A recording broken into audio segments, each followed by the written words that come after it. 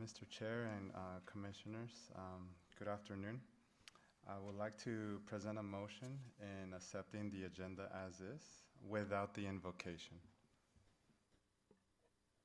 Thank you, Commissioner Mendez. May I have a second?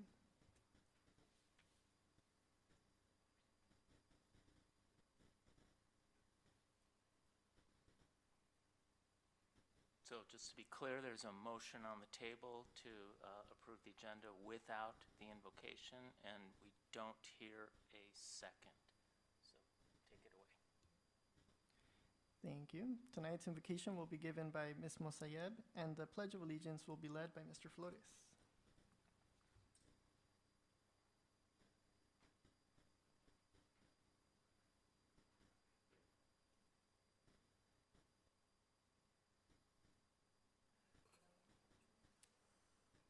Dear Lord, we thank you for the ability to come before you with this commission. We invite you to be here with us this evening and to grant us wisdom with each case and situation that is presented before us tonight. In your name we pray. Please stand. And now for the Pledge of Allegiance. Place your right hand over your heart. Ready, begin. I pledge allegiance to the flag of the United States of America and to the republic for which it stands for, a nation under God, indivisible, with liberty and justice for all. Thank you.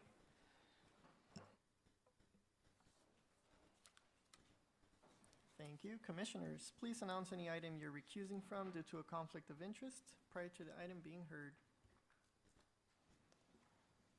Chair and Commissioners, I need to recuse myself from section item number 1 as I live within 500 feet from this proposal. Thank you, Commissioner Mendez. And with that being said, Secretary, will you please conduct a roll call of the Planning Commission? Sure. Commissioner Boado, Present. Commissioner Leon,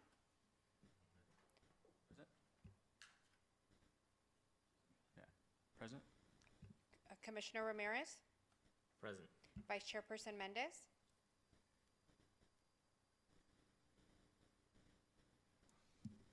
Present. and Chairperson De La Rosa. Present. All right, we will wait till Commissioner Mendez steps out for item number 1.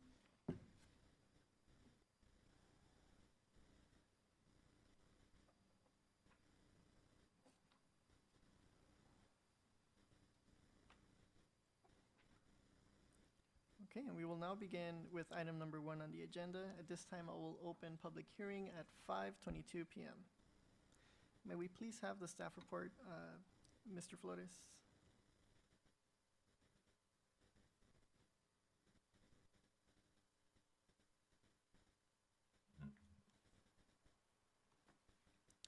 Good evening, Chair, Commissioners, staff, and public. For the record, my name is Adrian Flores, Associate Planner with City of Bell Gardens Planning Division, and this presentation is to discuss Conditional Use Permit and Development Agreement 2023-077 as it relates to the City and Department of Cannabis Control storefront retail license request at 5726 Gage Avenue. The applicant, Tax Sato, representing Stizzy, is requesting that the Planning Commission, 1, determine the project categorically exempt from the provisions of the California Environmental Quality Act pursuant to State CEQA Guidelines, Section 15061B3. 2, adopt a resolution PC 2024-06 approving conditional use permit number 2023-077 to authorize the cannabis retail use. And 3, recommend to the City Council approval of an ordinance to enter into and execute a development agreement with the applicant and property owner of the subject site to vest certain development rights in exchange for public benefits for up to 10 years. A little bit about the subject site. It's located within the MU mixed-use zone with the land use designation of mixed-use commercial and residential. To the immediate north and south are sites also zoned mixed use, developed with residential uses. And to the east and west of the subject site are sites zoned MU, developed with restaurants and 1 residential use. No other existing cannabis retail uses exist within radius of 500 feet, nor were there any sensitive uses identified within 600 feet of the subject site.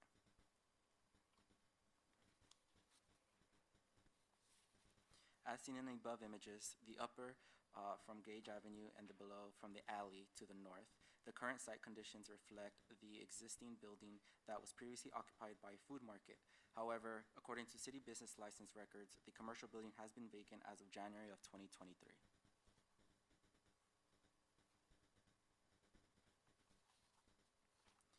With the depicted site plan, note that the subject site is located on the south side of Gage Avenue. The existing structure is approximately 5,824 square feet and is located adjacent to the west property line of the subject site. Located east of the structure is the parking lot consisting of 9 automobile parking spaces, including 1 ADA space, and 16 bicycle parking spaces. While the Bell Gardens Municipal Code typically requires 12 automobile parking spaces for this uses on the site, the Bell Gardens Municipal Code also allows the substitution of 16 bicycle parking spaces in lieu of 4 automobile parking spaces. Lastly, ingress is provided via a one-way entry off Gage Avenue, and egress is provided to the public alley south of the subject site. So it would be a one-way travel through the property for customers. The applicant's proposed contemporary storefront design that would comply with Bell Gardens development standards. The rendering shown here is for illustration purposes, and the applicant will file for a separate signage permit at a later date.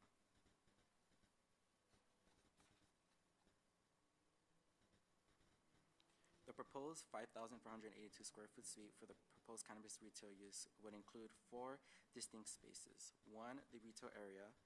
2, the office. 3, staff areas inclusive of an office storage vault.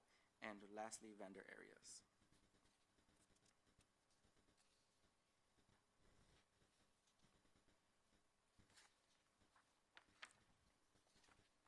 If approved, conditions of approval would enforce security, age restrictions, and hours of operations requirements.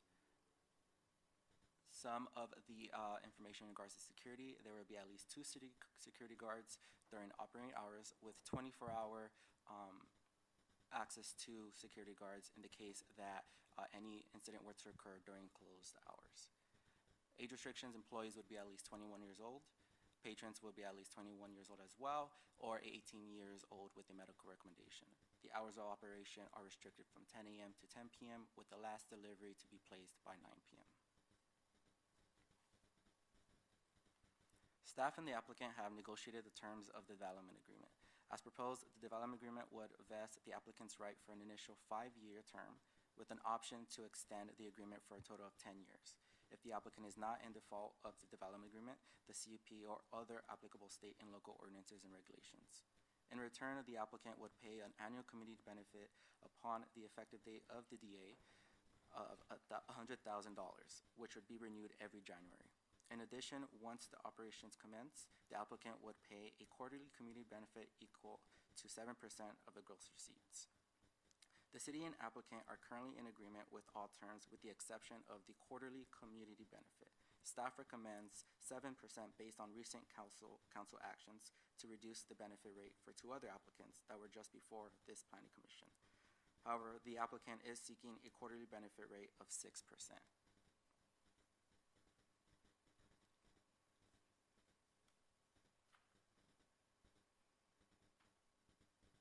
Now, the Planning Commission may recommend that the City Council approve the DA as is, or recommend approval but with a different quarterly community benefit rate, and or provide recommendations on other terms, or recommend disapproval of the DA.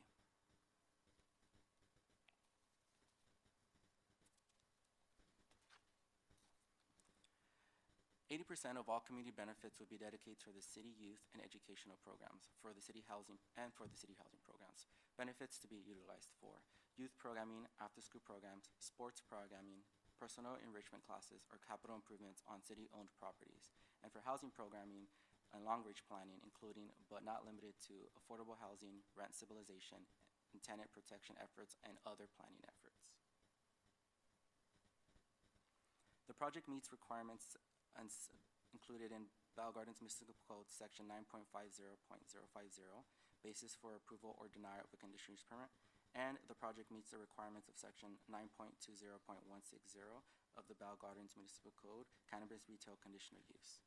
Lastly, the proposed 4,650 square feet of retail space would provide for conditionally approved cannabis retail sales on-site in a building proposed to be consistent with the development standards contained in Val Gardens Municipal Code, Chapter 9.12, Commercial Zones.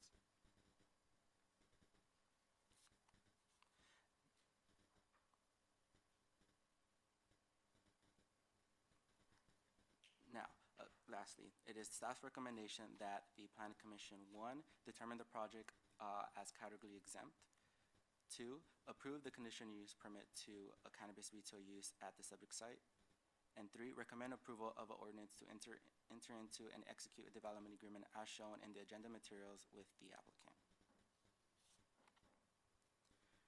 The applicant is present this evening and would like to share a prepared presentation during the public hearing testimony. Staff, city attorney, and the applicant are open to questions. That concludes my presentation. Thank you. Thank you, Mr. Flores. At this time, if the applicant would like to come to the podium and address to the Planning Commission.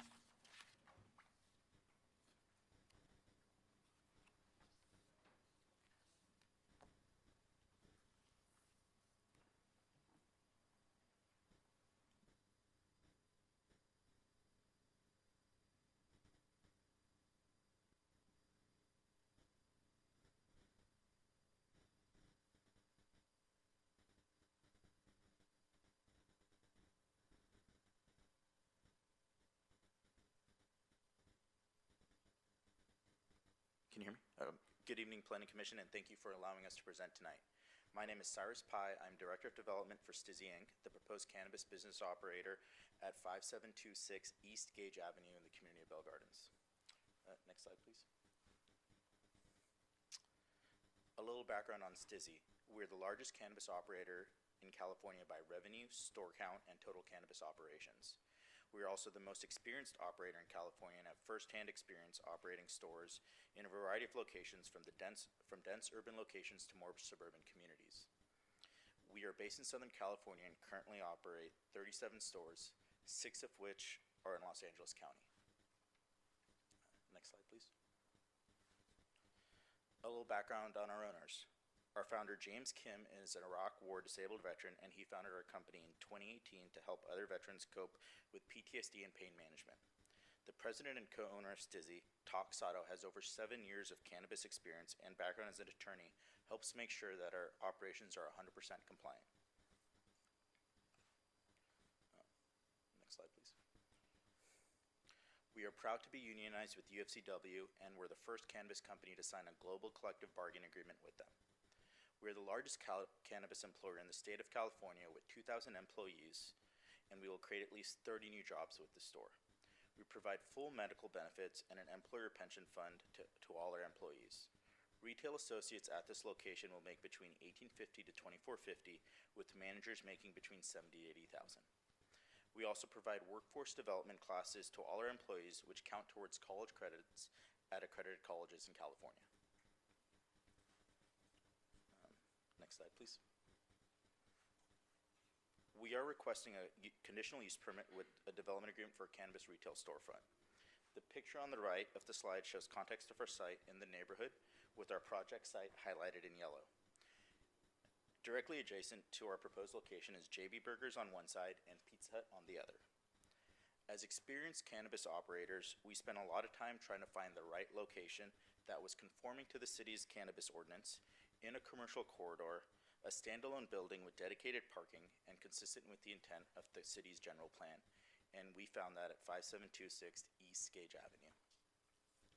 The proposed project includes renovating the existing 4,615 square foot ground floor of the building, and we also plan to do lighting upgrades along with repainting the exterior and a new secure trash enclosure. Next slide, please. The retail floor is the only portion of the premises where customers will have access, as can be seen in the diagram on this slide.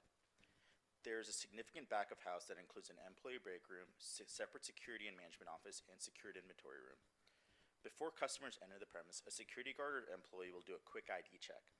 After that, the customer will get to the reception check-in area where their ID will be checked through a state-compliant system.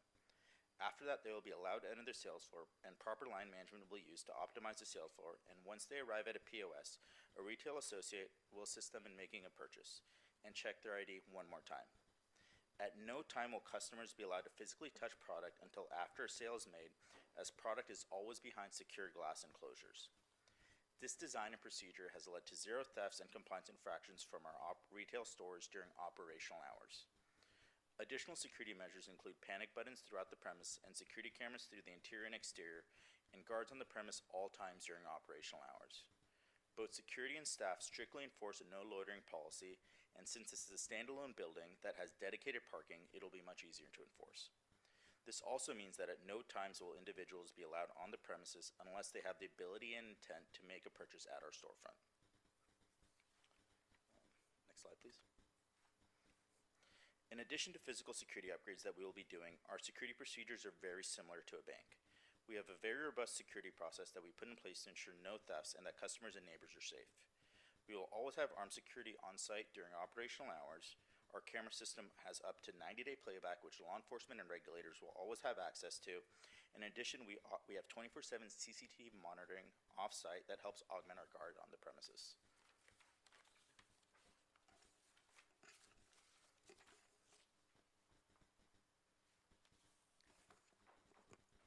Hello, my name is Andrew De La Garza, and I'm the Development Associate at Steezy. Youth prevention is incredibly important to us. Oh, next slide, sorry. Youth prevention is incredibly important to us, which is why we have been building a youth prevention program over the past 2 years. Our curriculum is backed by Stanford University research and has been piloted by both the Riverside County Sheriff's Association and the Boys and Girls Club. We are also very excited to be partnering with Healing Urban Barrios, a nonprofit that provides essential services to at-risk youth throughout California to further develop and roll out our curriculum at the YMCA. Next slide, please. At Steezy, forming strong local relationships is truly at the heart of what we do. That's why it was so important for us to meet our neighbors. We recently hosted an open house and sent bilingual invitations to all residents and businesses within 600 feet of our proposed location. As a result, we're thrilled to have received over 50 letters of support. As shown on the slide above, the purple X indicates our proposed property, and the green dots represent letters of support, many of which we received from our closest neighbors. I'd like to share some of the reasons why our neighbors are excited about Steezy potentially opening in their neighborhood. Gilbert Cisneros, who lives behind our building, mentioned how having 24/7 security would significantly improve his neighborhood. Maria Pascal, who lives directly across the street from us, would no longer have to drive to Maywood to pick up her medical cannabis. Additionally, we teamed up with our friends from Healing Urban Barrios for a neighborhood cleanup. 12 volunteers collected over 10 garbage bags of litter and debris, focusing on the areas of Gage, Ajax, Lubeck, and Eastern. Next slide, please. A main tenet of our ethos at Steezy is building lasting partnerships with local organizations in the neighborhoods in which we operate. We're proud to support the Bell Gardens Police Department with annual donations for both their Explorers program and their Officers Wellness program. We are also committed to making yearly contributions to the American Legion Post 465, and we are proud to be a founding member and the first corporation to join the Southeast LA Kiwanis Club. As previously stated, we are thrilled to partner with Healing Urban Barrios. It's through this partnership we were fortunate enough to meet the Alomar family at a recent expungement clinic we co-hosted. The Alomars are longtime residents of Bell Gardens and happen to live within blocks of our proposed location. This connection has allowed us to better understand and address the concerns and needs of our closest neighbors here in Bell Gardens. Thank you for your consideration, and we are here to answer any questions that you guys may have. Thank you.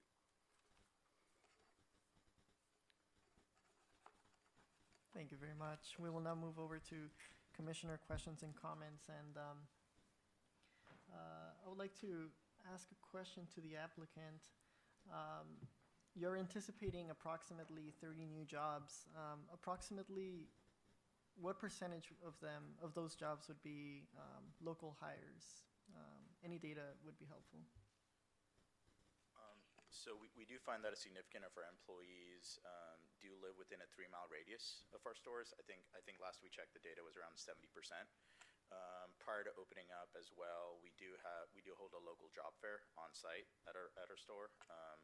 And we did actually get a lot of, like, through our open house, we did get a lot of contact information from individuals who were excited about the opportunity to apply. There's no, I'd say there's no like formal, formal like number I can project here, but that's just how we run things. Thank you very much. I have a question for staff. Regarding the quarterly benefit rate, what was the rate the other two applicants had prior to this applicant? So all other applicants, excuse me, Paloma McAvoy with City Attorney's Office, all other applicants that have been before the Planning Commission at this point agreed to a 10% quarterly community benefit.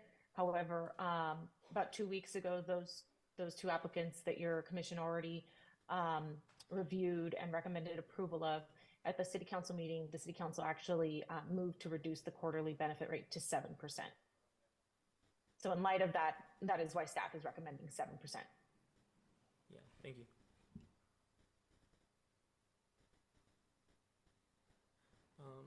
Another question, if I may.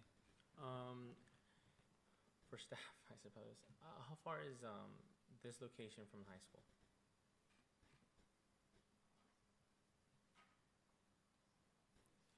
Is it understood that the location is not located within 1,500 feet from any high school, but we don't have the exact footage at this moment. Okay, perfect. But it is on the main street, right, Gage? What type of advertising do you guys have constantly showing, like, the main street? Obviously, you have to be advertising what you have, but what I'm getting at is, there's policies in place where we don't, this is different, not the same product, but, vaping, right? It's not allowed to be a certain flavor or advertise as something appealing, that appeals to a certain age, right? What type of advertising do you guys have for the customers that you desire to, obtain that would be appealing to younger crowds?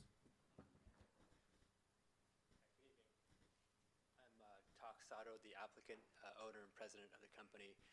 And I can tell you that at least as far as a storefront, we're not going to have any signs or names that would let people know that we are a cannabis company. We're just going to have the Stizzy sign.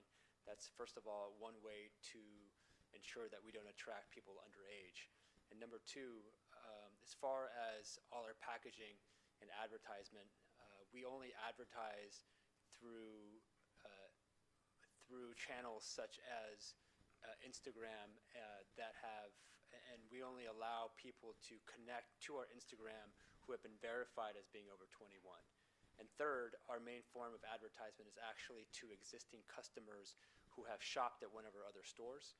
What we do is when we take in, customers, for example, at the downtown Los Angeles location, register at our to shop at our store, they can opt in through text messages or emails to receive advertisement. And the reason why we heavily lean on that is because that ensures that that person has been already identified as being over 21. And fourth, we have a very strict, very compliant compliance team that ensures that there are different regulations with regards to how we can advertise, the type of packaging that we can use under the Department of Cannabis Control rules. For example, we are not allowed to sell products that have animals on them, for example, and have certain types of words like candy, I believe. And so before we sell any single product on the store, we ensure that our compliance team makes sure that there's a checkbox and a compliance checklist to make sure that there's not a single violation or any other instances that may trip up these compliance requirements that strictly already prohibit advertising and selling products that are alluring to children. Thank you. Thank you very much. As we mentioned, our youth population, it was mentioned in the presentation that you work closely with organizations such as the YMCA. Bell Gardens here, we have a Boys and Girls Club. How does your organization provide support to these to the youth while not exposing them to your product or your business per se? Yes, I can answer that as well. And so I think you bring up a really good point. We are not the ones that actually go in and interface directly with the YMCA children or the Boys and Girls children. What we do is we provide modules and educational materials, and we provide education to the YMCA staff and the Boys and Girls staff for them to be able to have the necessary tools and educational materials to teach the educational materials that we've developed with the help of Stanford University research. And so we make sure that it's a very sensitive topic for us, and it's a little bit inappropriate in my mind if we were the ones directly interfacing with them. So we provide the monetary and educational support for staff members of those organizations to teach those children. Thank you. Thank you very much.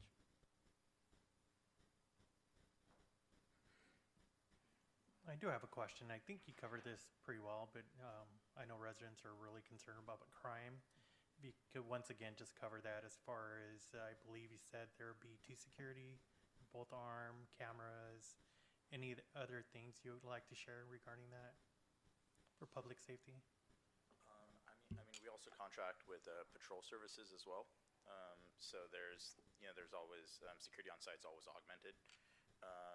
At this location, we sometimes, when we do like an RFP out for security firms, we do that closer when we're opening. We do a pretty thorough job trying to interview companies where they have, local staff who know the neighborhood, things like that. So, yeah. Perfect. Thank you.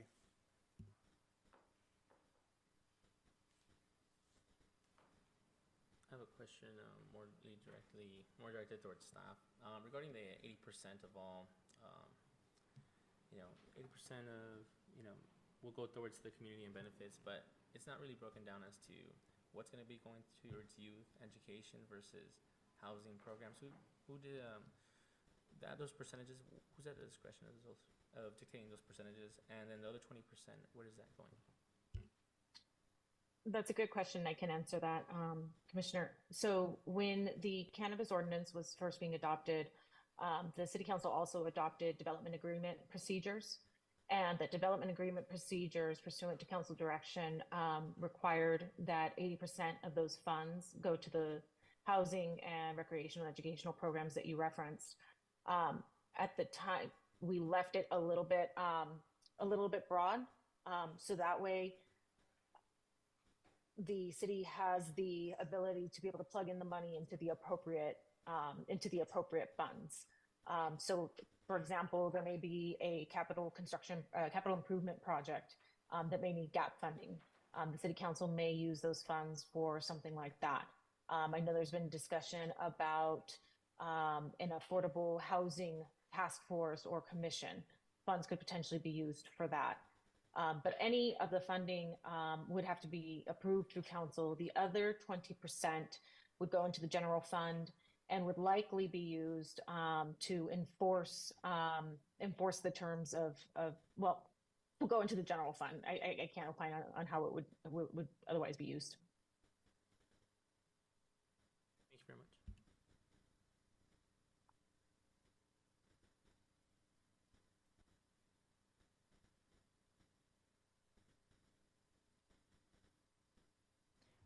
This question is directed towards the applicant. Regarding public benefit programs, you mentioned that American Legion is very veteran-owned, and can you talk about collaborations with veteran-related organizations? I see that American Legion Post 465 of Ball Gardens submitted a letter of support. Can you talk more about how STIZI collaborates with such organizations? Yes, thank you. So I think as Cyrus mentioned, my partner and founder, James Kim, is a disabled veteran who served in Iraq under the 101st Airborne. And so one of our main ethos is supporting veterans and veterans' causes. For example, a couple examples. One is, for example, an organization called Weed for Warriors.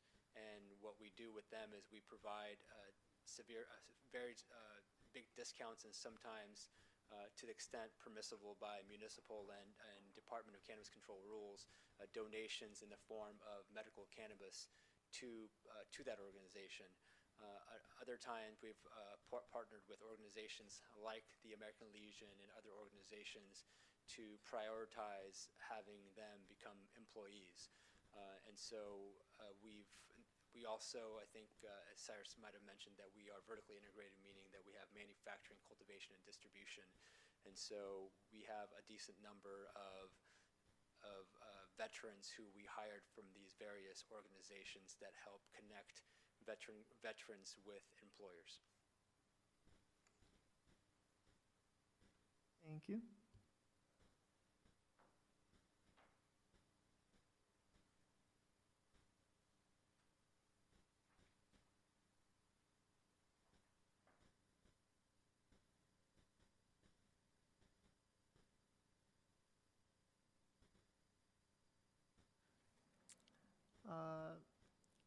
This application in particular is, surrounded by restaurant and residential areas. Given its diversity, how would you compare it with other STIZI locations?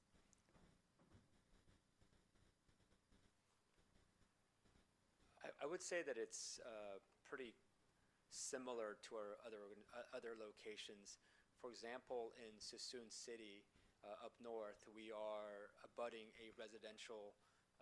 We are in the middle of a residential neighborhood, and we are actually have boundaries next to a house. And so, what we've done in the past, and what we did with our neighbor in Suisun City, is we worked closely with them to hear their concerns. And this particular individual had concerns about the security, and so we actually, out of our own pocket, helped construct a more secure and higher fence to separate our property and his property. We also installed a camera system which also covers his property that we are also keeping watch of through our 24-hour security monitoring. And so I think there are a few other locations which are very close to residential areas, and I think our experience has taught us that communication and getting to understand their concerns and really understanding that it's a privilege to be next to a residential area, and kind of, for lack of a better word, we try to bend over backwards to really accommodate their concerns, because as anyone who has a house, it can be daunting to be close to any kind of business. Thank you for that. And with that follow-up question, odor mitigation is a common topic that's brought up upon the folks in our community. What measures would be taken to prevent that concern from constantly occurring?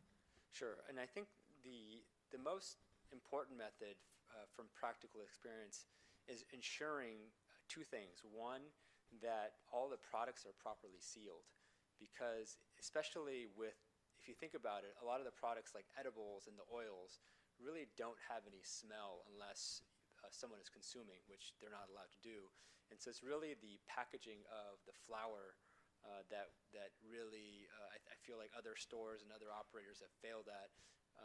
I think it's our compliance and our inventory team is required to check every morning that any products that contain raw flower are properly sealed and packaged. So that's one step. The second step, as I mentioned, is the consumption. We have our security guards, supplemented by the camera systems, do perimeter walks to make sure that there are no loiterers and anyone else consuming the products after they purchase them. And so those two practical things have a huge effect. And third, we do have a state-of-the-art carbon filtration system used at cigar lounges and other types of establishments that that I think is top of the line, that actually ensures that a lot of the smell is actually prevented from going to neighbors and other people around the area. And this upcoming question is more from the planning perspective. Do any of your other locations have, 2 stories similar to this one? Yes, I believe yes. So I believe Pomona actually has a second story, but that particular location, we use the second story only for educational training. Thank you for that. And the main purpose of the second floor, for this application would be for exactly what? Yeah, so we're not using the second store will just be used as storage. It's not part of our project. And in terms of storage, do you refer to product? No, it's just that's what it's classified under, the development code, I'd say, but it's not. We aren't using it for the purposes of our business, because we're just leasing the premises or leasing the building. Gotcha. Thank you for clarifying that. Thank you. And that concludes my questions. Commissioners, any other questions? Not this time. None on my end. No. Chair De La Rosa, this is Stephen Jones, City Planner. Just to follow up on Commissioner Ramirez's question about the Bell Gardens High School distance, very crude measurement shows about 1,800 square feet approximately. Linear, thank you. Thank you. All right. We will now open, if there's no objection by the Planning Commission, we will now open public comments for this item. Secretary, will you please announce the instructions for public participation? The members of the public will now have an opportunity to speak on public hearing item number 1. Please state your name for the record before addressing your comments to the members of the Planning Commission. Each speaker and written comments are limited to 3 minutes. Callers wishing to make a comment may do so at this time by dialing *9 from your phone. When instructed, dial *6 to unmute yourself. Individuals joining us through the Zoom app may request to make a comment by using the raise hand feature on Zoom and select the unmute or microphone icon when instructed. We will begin to hear from members of the public that are physically present in the council chambers. If you haven't done so already, please submit your comment cards now. We did receive a few comment cards, Chairperson. I'll go ahead and hand them over. Thank you.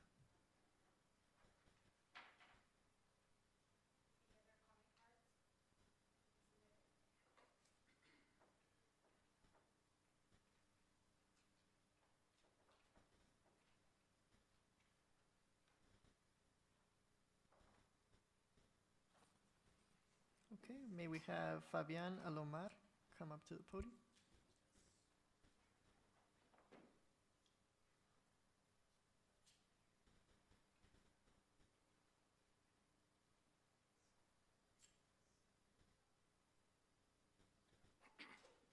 Hello, my name is Fabian Alomar, and I'm a working actor and professional skateboarder and a youth mentor and counselor at the Anti-Recidivism Coalition, ARC. It's one of the biggest reentry organizations in California, and I'm formerly incarcerated as well. And I have been doing social impact work in Los Angeles for the past few years. I do annual turkey drives and backpack drives and other events in LA. My family lives right down the street from the proposed Stizzy location on Ajax, and we've been living there for the past 17 years. You know, my connection to corporate cannabis is through Stizzy. They've been supporting my annual Thanksgiving turkey drives and backpack drives in Echo Park, and we just recently worked on an expungement clinic in Lincoln Heights. We invited the community to get their records cleared and provided second chance employment opportunities in the neighborhood and in cannabis.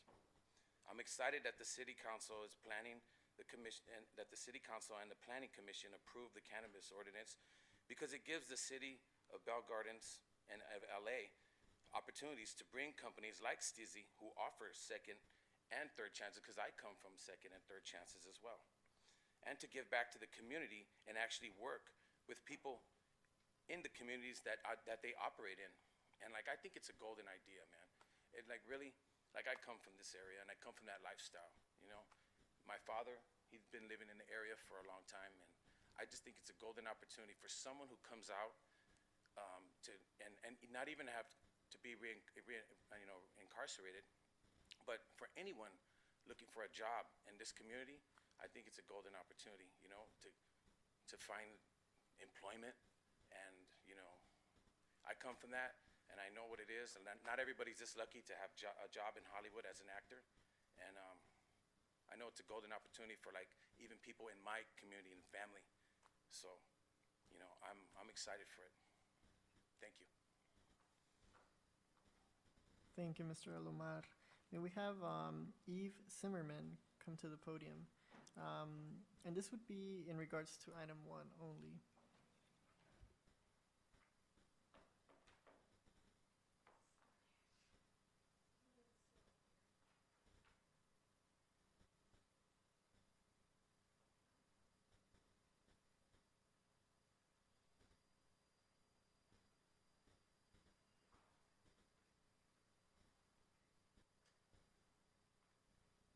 I usually have something else to help me, but she's the best. I'm not against cannabis, the use of cannabis for medical and even for to help people relax that have bad nerves. I mean, doctors know these things can be very good for people.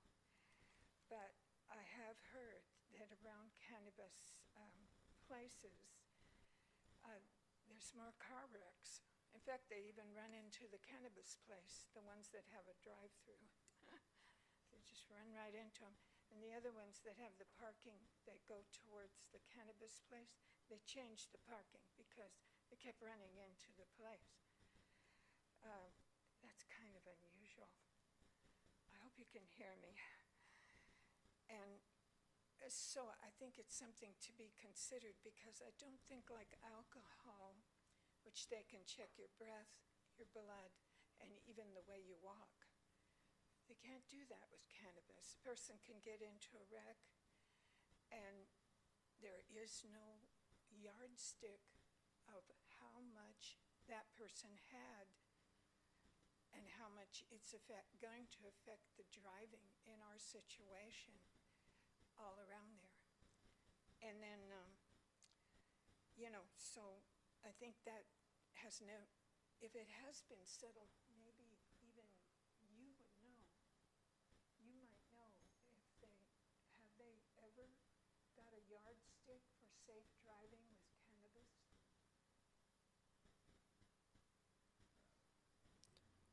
Ms. Zimmerman? It's just up in the air, kind of. And I'm not saying it's wrong to use it, but they have more wrecks. Ms. Zimmerman, sorry to interrupt, but you may direct the comments. I'm to- sorry. Yes, I thought maybe he could answer it. That's why I well- turned to him. thank you. I know that many things can be used as medicine, even for people's nerves. I understand that. And it could be very good for a person. But anyway, that is a real concern. They've had it on the news, how there's more wrecks close to a cannabis place. So if they don't use right there, which I'm sure they don't let them, they soon do, just as soon as they drive away, you know, and they're kind of, who knows how it's hitting their system, causing these wrecks. So it's something to think about. And let me see, do we, yeah, and can I, remembered, that's about it. Thank you. Thank you so much, for your Ms. Zimmerman. time. I hope you really think about what I said. Thank you, Ms. Zimmerman. If there's no objection by the Planning Commission, I will now close public participation. But before that, are there any comments via the online chat Yeah, I was just gonna mention, I wanted to just see if there was anyone in the chat line wishing to speak on this item. If so, you may unmute yourself at this time.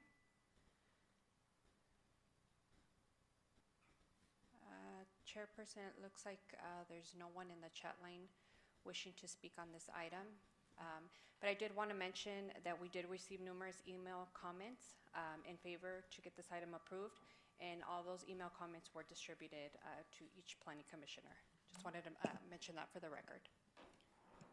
Thank you so much. I do have a question directed to staff and the applicant if they're able to answer it.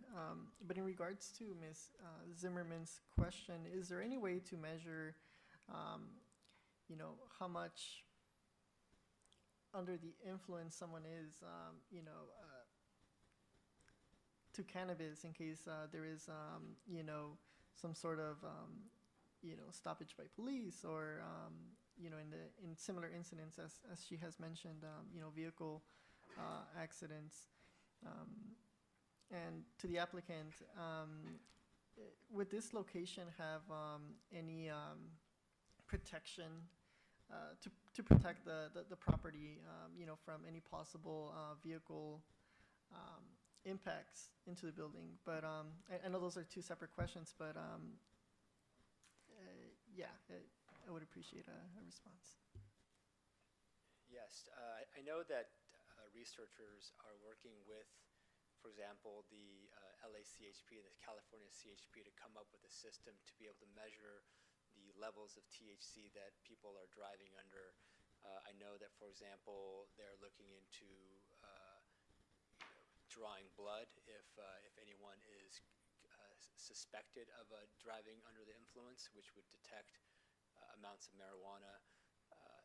But to my knowledge, it's a work in progress, and there's still not a uniform way for the police or the sheriff to conduct the DUI, alcohol type tests like the breathalyzer tests that have been approved by the state or the city.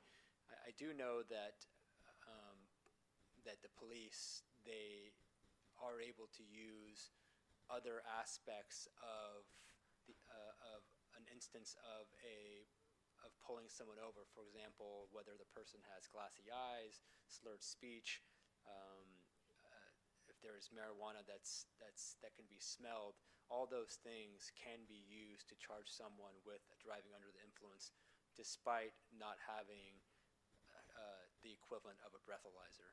And I'll let Cyrus speak to the bollards and whatnot. Yeah, so we do what's we call hardening of the property, where we'll do physical security upgrades.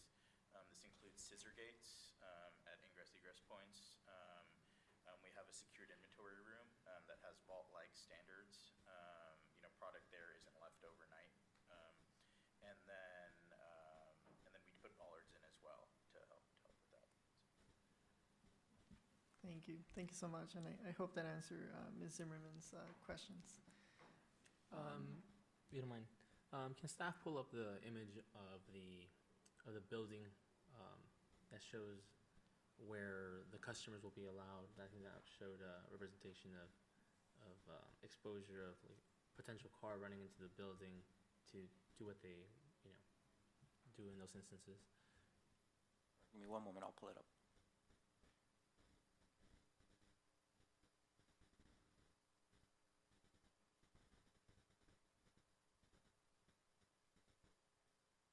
Is this the diagram you're referring to, Commissioner?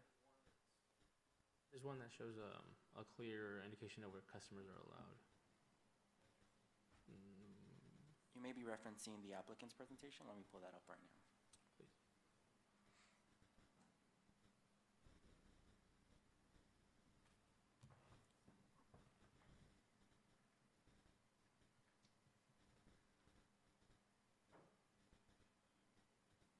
Is this the one you're referring to, Commissioner?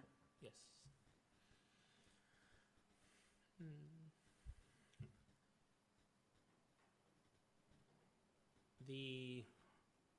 The wall, the northern wall, is that to understand that that's the wall that's facing the parking lot, or is the other one facing the parking lot? The majority of the parking lot, of course. So the northern wall is, there's no setback, and that's right next to JB Burger. Actually, no, the northern wall, no, that on That's that the side. parking lot, right? Yeah, that's right up to the public right away. Okay, perfect. So are those the walls that you're considering reinforcing, the ones that have obviously access to a vehicle through their drive-by? Because that's right to the public right away, right? We can't restrict pedestrian access right there. And we're working with the existing building. So it would be kind of by the customer ingress egress point. Okay, thank you. Thank you. And this question is directed to the applicant. I see that there's quite a lot of emails in support of this item. May I ask how the canvassing was done? For example, how were the members of the public approached? I do see that they have some comments, but I do see that the content itself from the emails are pretty much the same. So I would just like to know how the canvassing was done. So about a week before the open house that we held on May 16th, we sent flyers out to everyone within a 600-foot radius, and they were both bilingual. I think that helped a lot within the community there. And then people came out. People brought friends. We also had a banner up as well, so we were extremely visible in the corridor, and people came by, and we talked with them, and we just told them what we were doing or what we were trying to do, and they were generally supportive. And I can speak to the similarities in some of the emails. My understanding is a lot of people, they're in a rush and don't have the time to actually put together a lengthy letter of support. And so I believe there were 3 or 4 options. If they were in a hurry, they can choose from a certain, I think, rather, for lack of a better word, a template that we had expressing their support, and then they would just sign it. They would read it and sign it and send it. Thank you so much.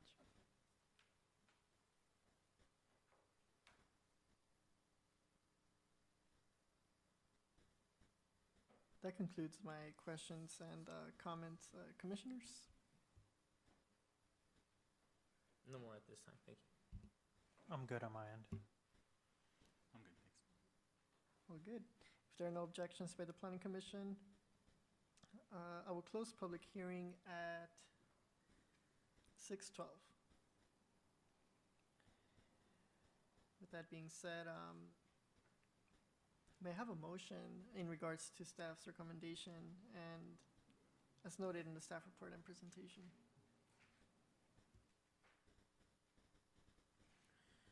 Motion to approve item number 1 as it's written by staff. Thank I you. second that motion. If I may, Chair. So there's 3 points in the staff's report. So is your motion only 1? Motion to approve item number 1 as a whole for all 3. Oh, item 1, all 3. Very good. Thank you so much for clarifying. Thank you very much. May I have a second? I second that motion. Thank you. May I have a roll call vote, Planning Secretary? Sure. That would be Commissioner Boado, Yes. Commissioner Leon, Abstain? Commissioner Ramirez, Yes. and Vice Chairperson Mendez also will need to abstain, and Chairperson De La Rosa. Yes. With that said, the motion is 3-2. 3 yes, 2 abstaining. Motion passes. All right, we will now begin with item number 2 on the agenda. At this time, I will open public hearing at 6:13 p.m. May we please have the staff report? Chairperson, if I may, I'm just going to go get Vice Chairperson Mendez. Correct, yes, please.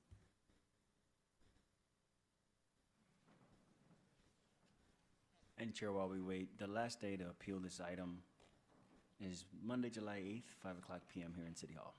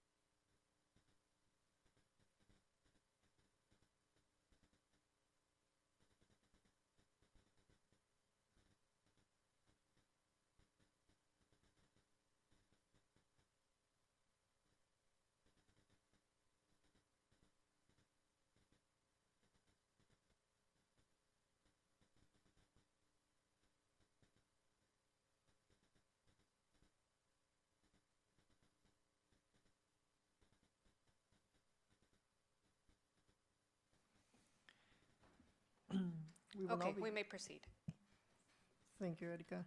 We will now begin with item number 2 on the agenda. At this time, I will open public hearing at 6:17, but before that, we may have a comment by a planning commissioner.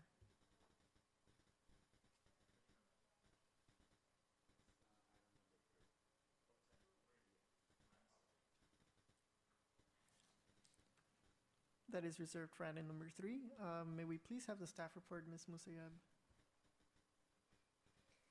Good evening, Chair, Commissioners, staff, and public. For the record, my name is Mona Mosayeb, Associate Planner with the Bell Gardens Planning Division, and this presentation is to discuss Conditional Use Permit and Development Agreement 2024-006 as it relates to the City and the Department of Cannabis Control Storefront Retail License Request at 7601 Eastern Avenue. The applicant, BG Flower LLC, represented by Aram Ekemyan, is requesting that the Planning Commission determine the project categorically exempt based on the common sense categories from the provisions of the California Environmental Quality Act pursuant to State CEQA Guidelines Section 15061B3. Second, approval of a conditional use permit authorizing a cannabis retail use in a 4,783 square foot suite within a commercial and office building to be built at the subject site.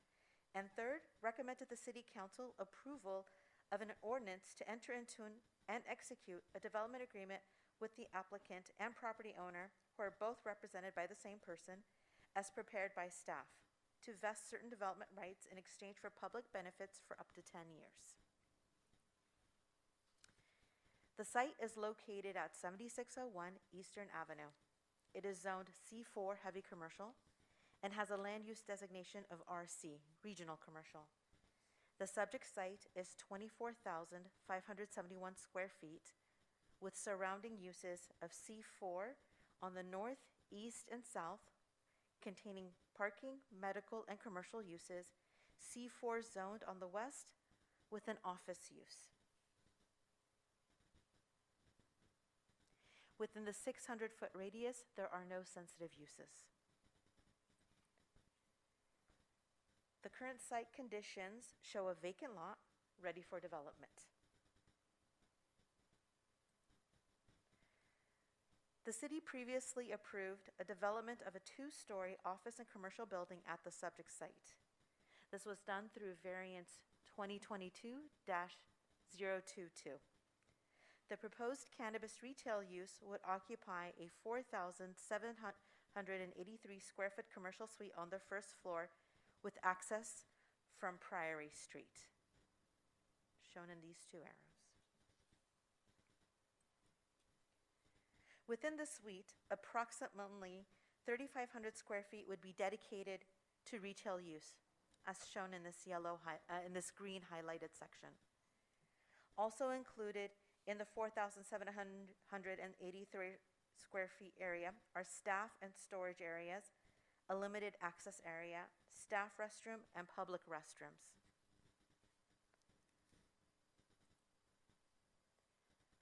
If approved, conditions of approval would address issues such as, but not limited to, operations and maintenance of the site, security, age restrictions, and hours of operation.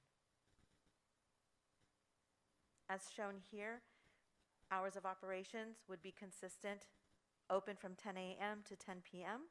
with a last delivery of 9 p.m. Similar to other applicants, employees must be at least 21 years old, patrons at least 21 years old, 18 with a medical recommendation, with 24-hour security. Staff and the applicant have negotiated the terms of the development agreement. However, the city and the applicant remain at an impasse on a number of terms, which will be discussed in the upcoming slides. Staff recommends approval of the development agreement contained within the staff materials that would provide an initial 5 years term, subject to an option to extend for another 5 years for a total of 10 years. In return, The applicant would provide an annual community benefit in the amount of $100,000 per year, renewed every January, and the applicant would also be required to pay a quarterly community benefit equal to 7% of gross receipts.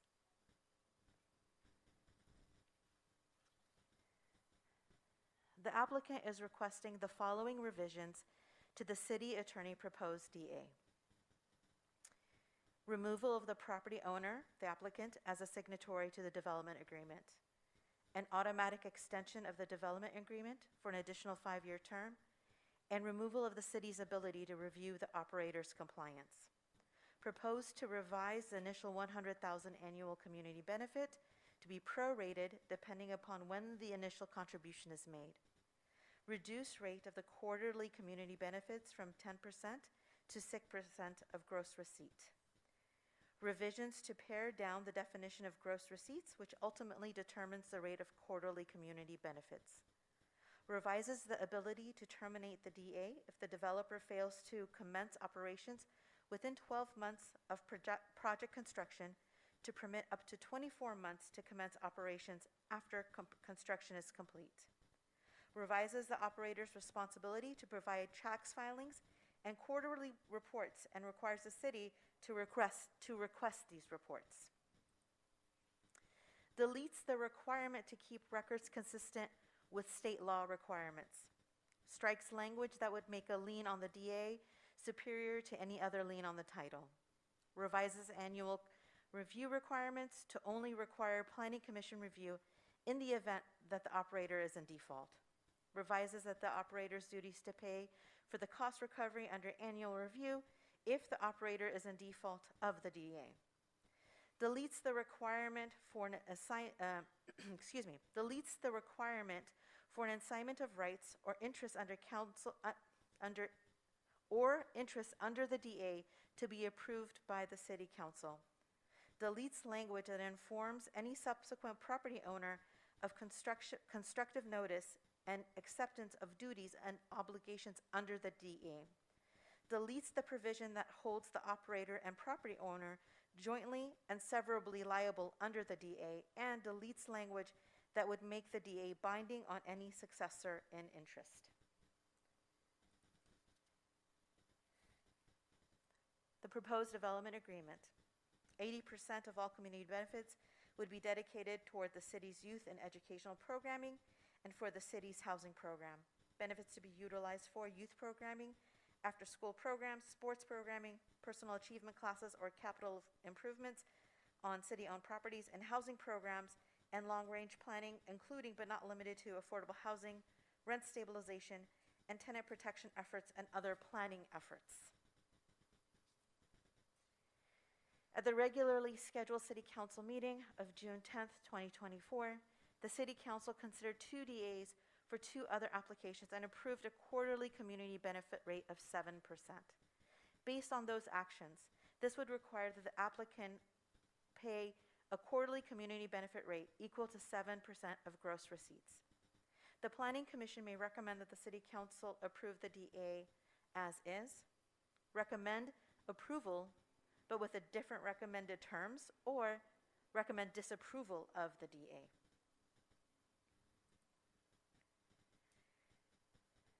The applicant's CUP request is consistent with the City of Bell Gardens General Plan, Land Use Policy 3, Land Use Policy 4, and Land Use Policy 5.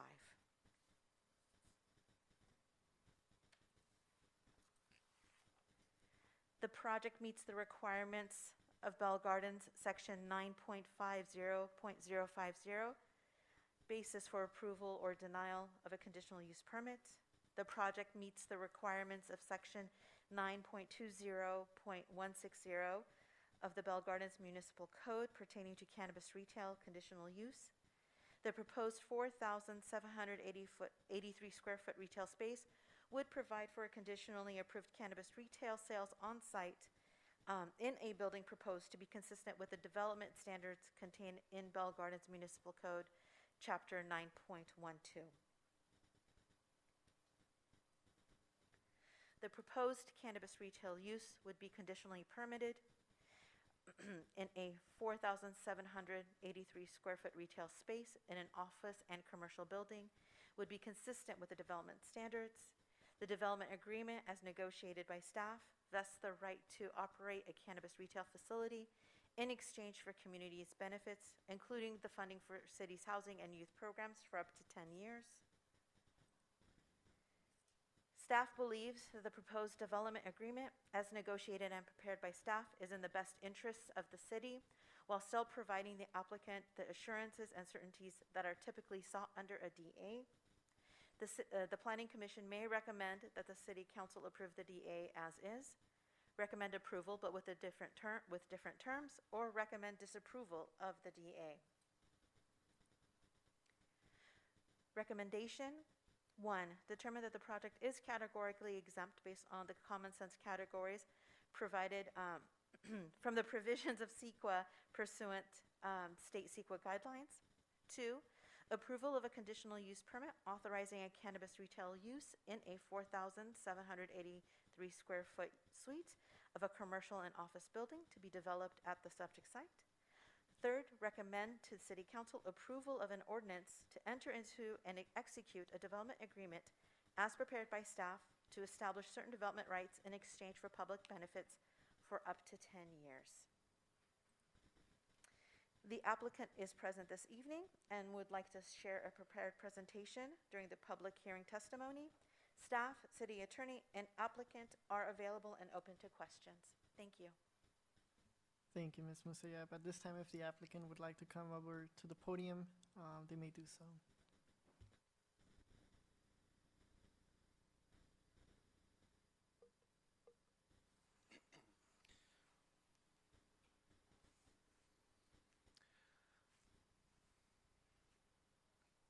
Good evening, commissioners. Thank you very much for having us tonight. Waiting for my presentation to pop up, sorry. Okay.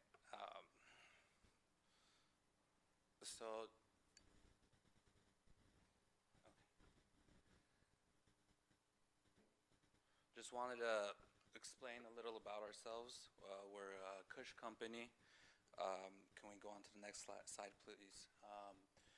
We're one of the original cannabis cultivators in California. We're vertically integrated. We have a vast distribution network all over California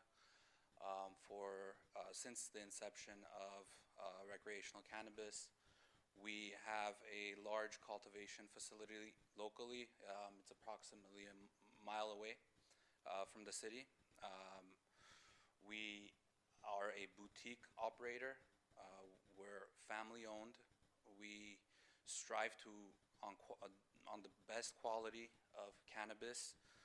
We have never failed testing in terms of the laboratory mandated testing from the state in over 5 years, which, to be honest, many operators fail to do so. We have won over 5 awards in the last year in cannabis in various competitions. We are mostly known for our OG. And the OG is, as people know, the original cannabis strain. It is the most sought after, excuse me. It is the most in demand cannabis strain because of the effects it gives. Our management team has great experience in the retail space and in distribution, cultivation, in all aspects of the industry from seed to sale. Next slide, please. In the 5 years that we've operated in the city of Montebello as a cultivation facility, which is the most heaviest use, it is, if not done correctly, it can produce an odor that certain individuals might not appreciate or like. However, we are in a business park with 17 other units, and all of our units are conjoined one to the other. We share common walls, and our neighbors have never submitted a complaint. We've never had an issue with the city or the state due to the odor management practices that we have installed in the facility.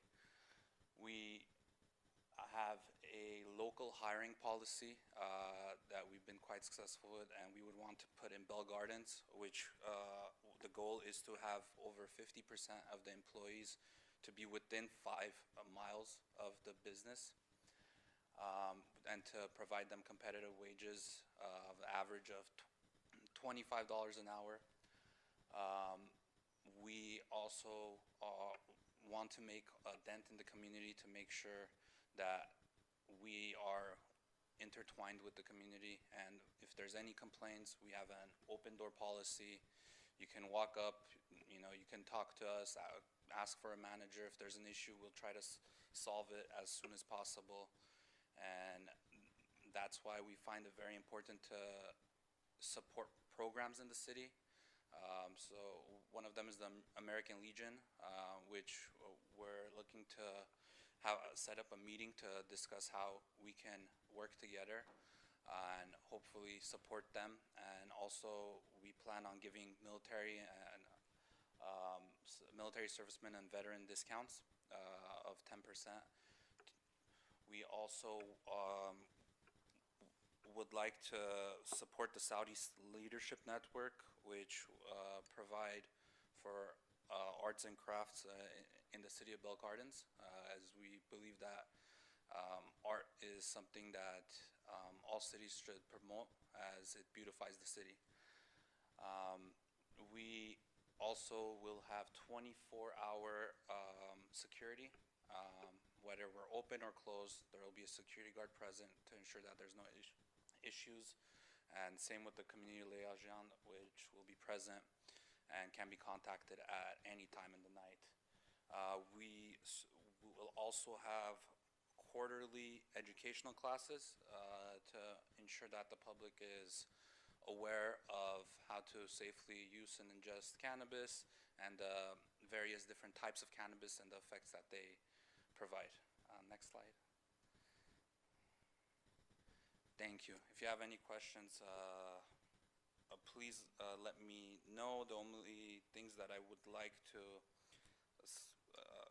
bring up, just so I expect that there might be some questions, is I do not believe we're at an impasse with the city. As 2 weeks ago, we had a meeting with the city staff, and the meeting ended with the city manager and the city attorney telling me that they will get back to me with whatever we discussed and seeing what the next steps are, and I'm still waiting for that. Just wanted to say, based on what was provided in the proposed revisions, we agree with the city on the 100,000 and the 7%. We are not sticking to the 6%.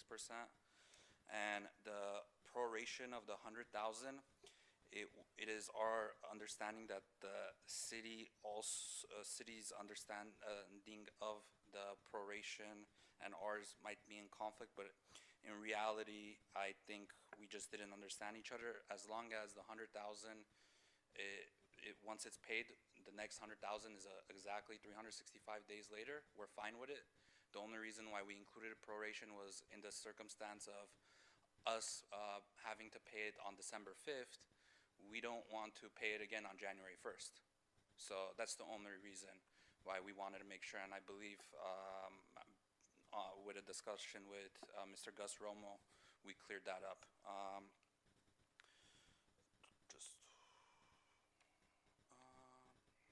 And close to half of the revisions, I believe we can take care of. So if you have any questions, thank you so much for your time. Please let me know. Thank you very much. I do have a question directed towards you. What is the rationale behind the proposal to remove the property owner as a signatory to the development agreement?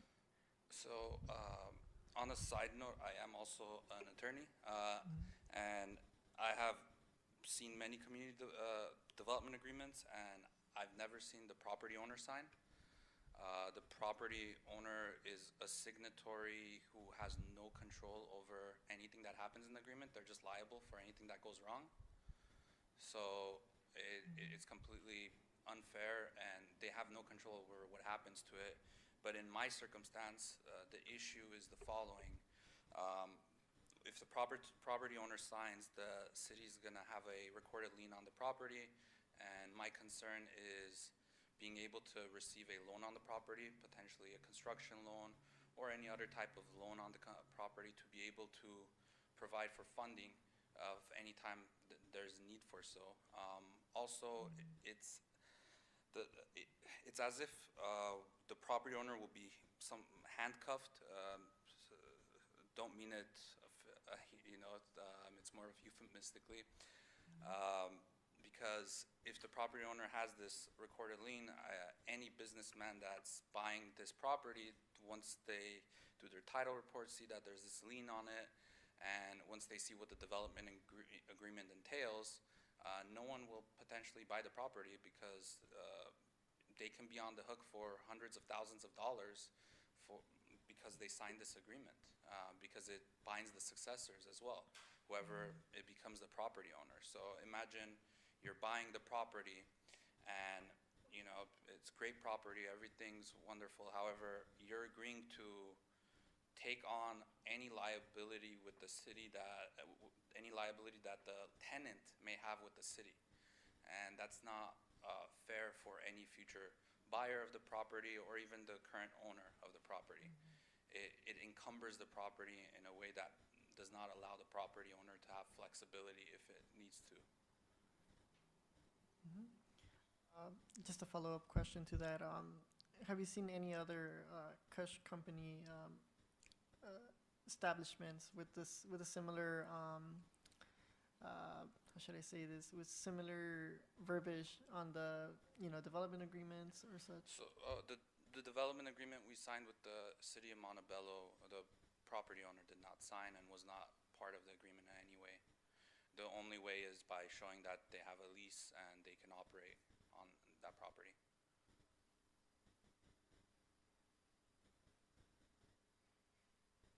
And another question in regards to the proposed revisions.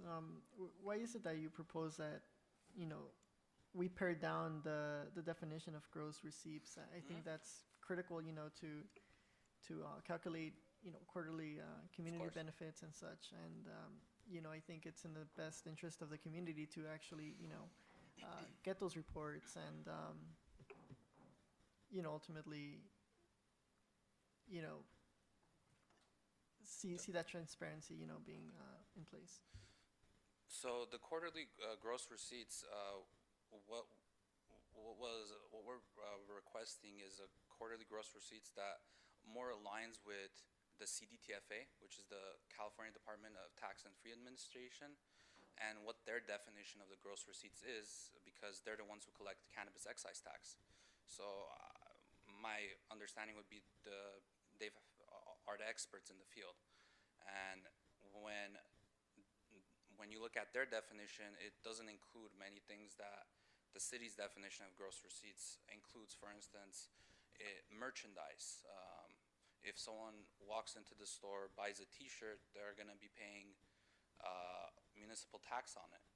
So if someone walks in, gets a water bottle, gets a T-shirt, and they're paying a cannabis tax on it, it just doesn't make sense to me.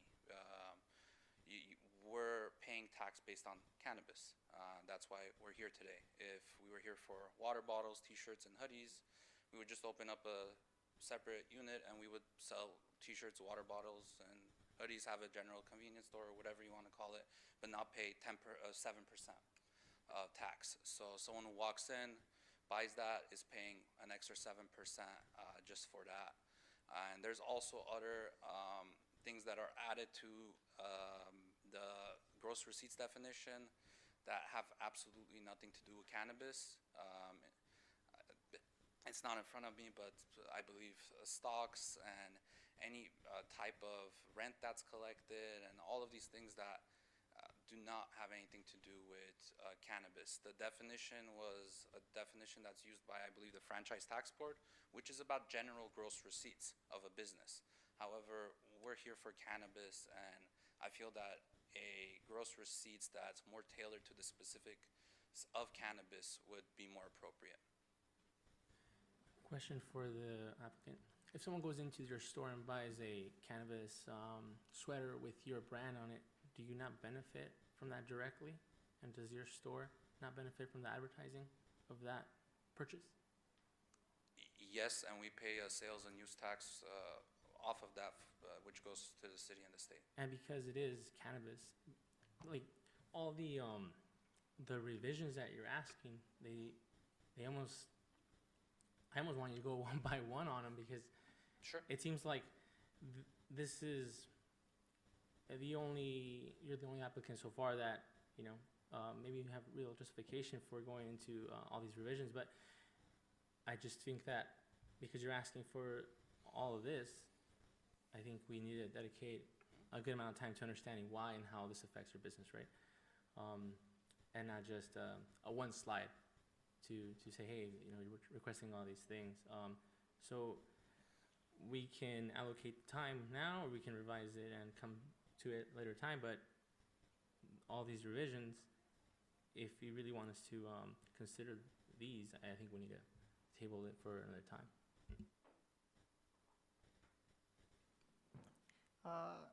Yeah, there are quite a lot of revisions, and technically, like Commissioner Ramirez mentioned, we could go one by one through each of these, but I think this is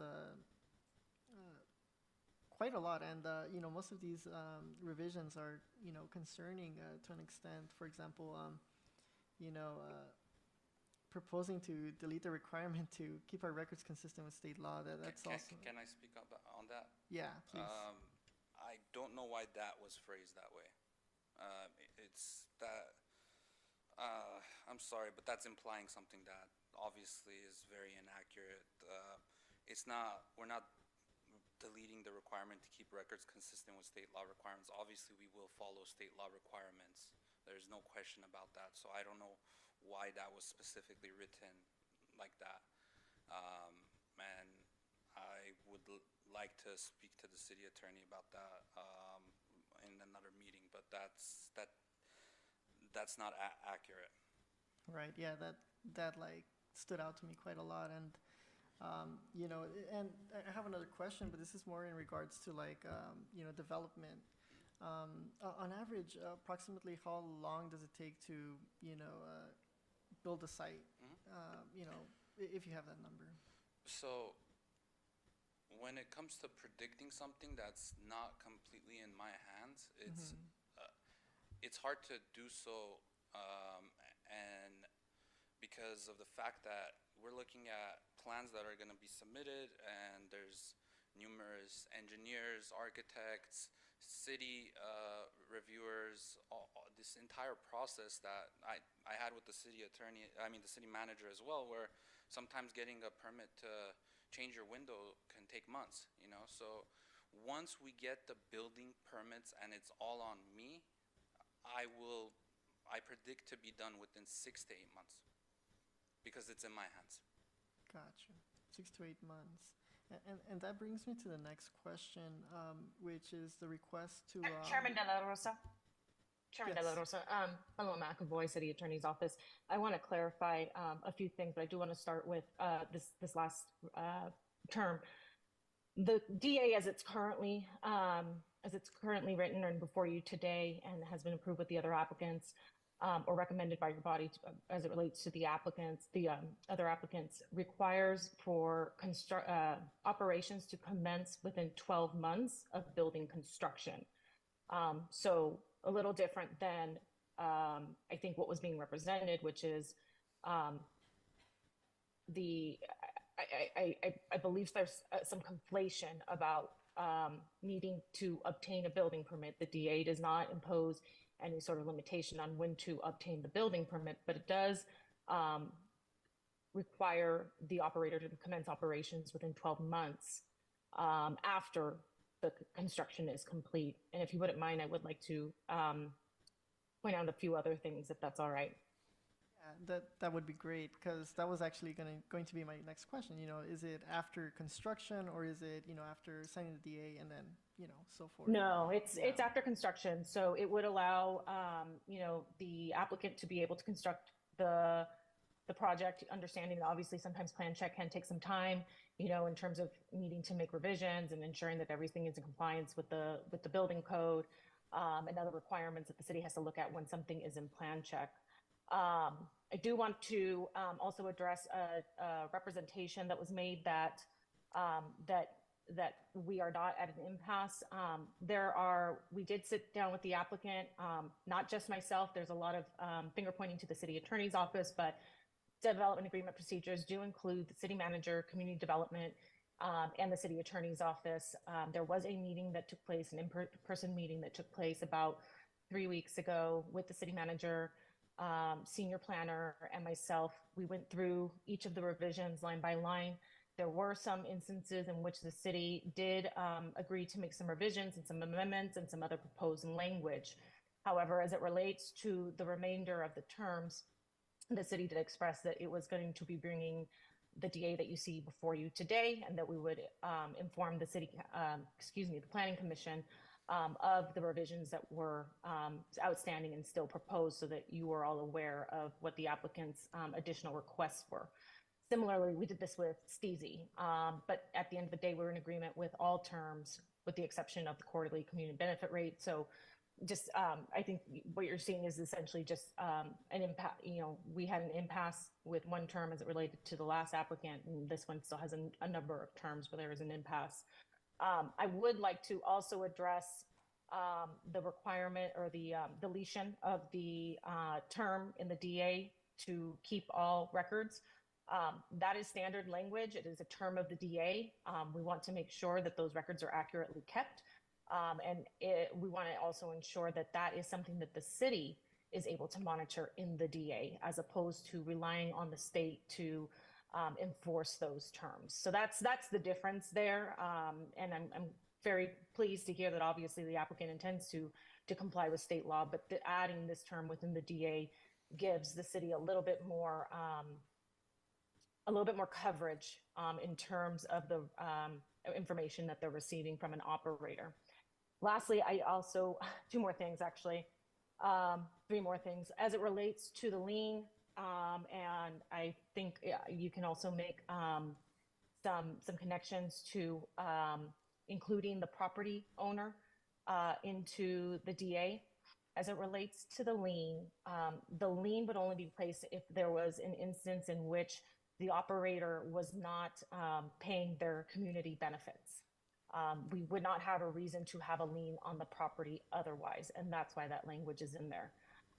We do put it superior to a mortgage because mortgages are very big. Community benefits would probably be a lot smaller by comparison. As you see before you, community benefits would be a $100,000 annual benefit, and then quarterly benefits based on gross receipts. Moving on to the discussion regarding gross receipts, there is a disagreement about how much or what the definition of gross receipts should be. Many cities include a definition of gross receipts that is very similar to what you see before you today. All of the other applicants have agreed to the definition of gross receipts that's before you in the DA right now. Ultimately, the excise tax definition is different, but we have explained to the applicant that the city is using the more inclusive gross receipts definition, which is consistent with practices in many, many other cities, including the taxation of merchandise. Next, as it relates to... May I interject, Ms. McAvoy? Yes. So Lloyd Pilchin, my colleague, Ms. McAvoy, were colleagues. So just to back up the point about the lien and the owner participating in it. So the owner itself has the choice whether to sign the agreement or not. So there won't be a development agreement if the owner doesn't sign, which means that they're accepting those terms.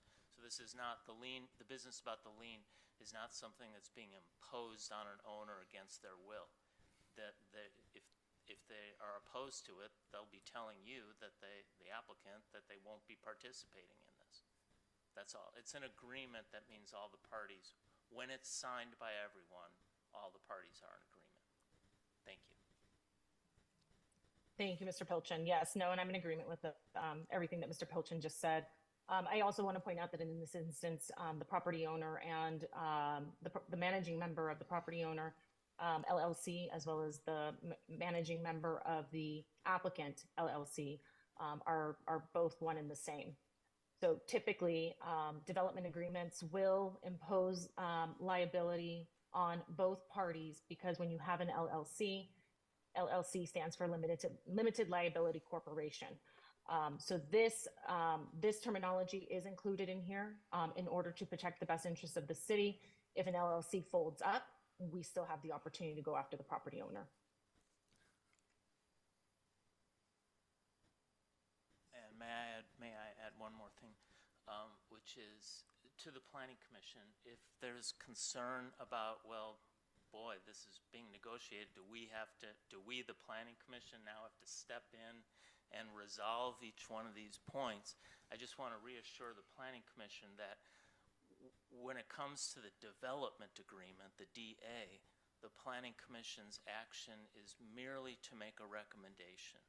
So if the regardless of whether the Planning Commission makes a recommendation to go with staff's proposal, staff's recommendation, or to change it to the applicant's proposal, either way, the City Council will be the ultimate decider. So it's really, you're just moving it forward to the City Council. Thank you.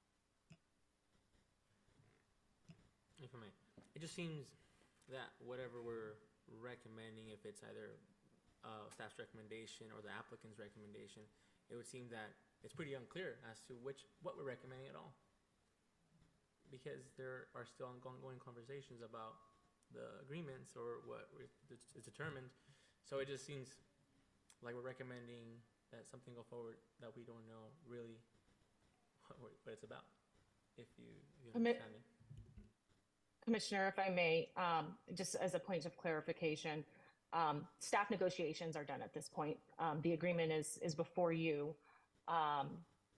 There, as I said, or as Mr. Pilchin just said, at this point, as it relates to the development agreement, you can recommend approval with the development agreement that is before you today. You can recommend to the City Council to approve a DA, perhaps with some different condition or different terms than what is before you today. Or you could recommend not to approve a DA. But I do want to make sure that everybody is clear that the recommendation would be as to the DA that is before you today.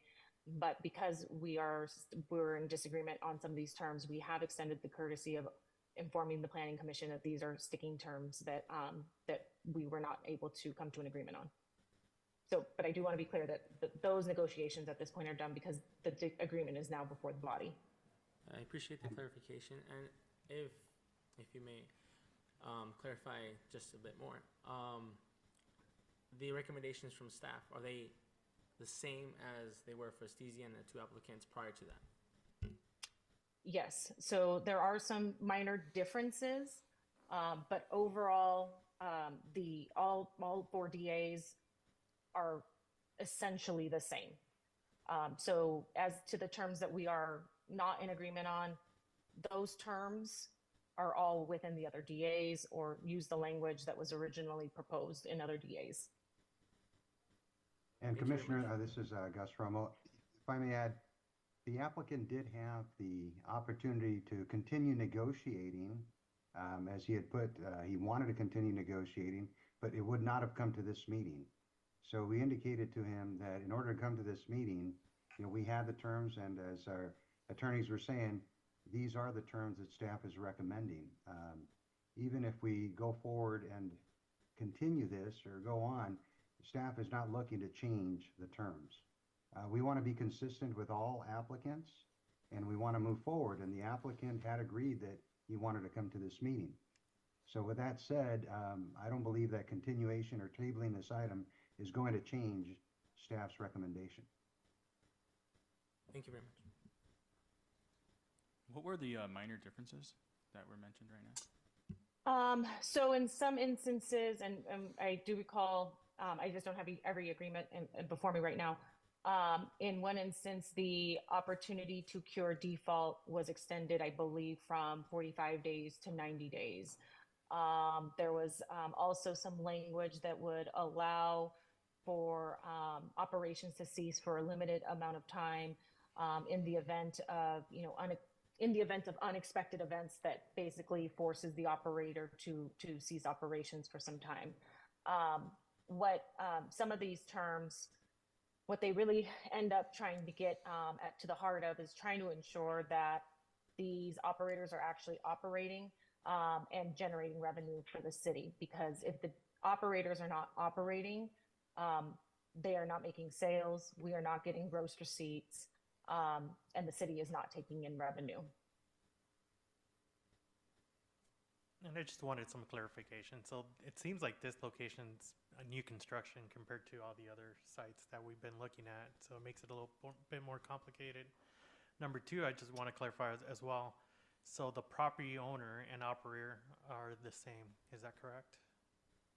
They have the same managing member. Okay. And I will tell you that another applicant, the first applicant that came before you, Mr. Nice Guy, is also ground up construction. They're going to be demolishing an existing building and going and building a brand new site as well. So two of your applicants are tenant improvements only, and one of your applicants, and two of your applicants are new construction projects. Thank you for clarifying that. Thank you.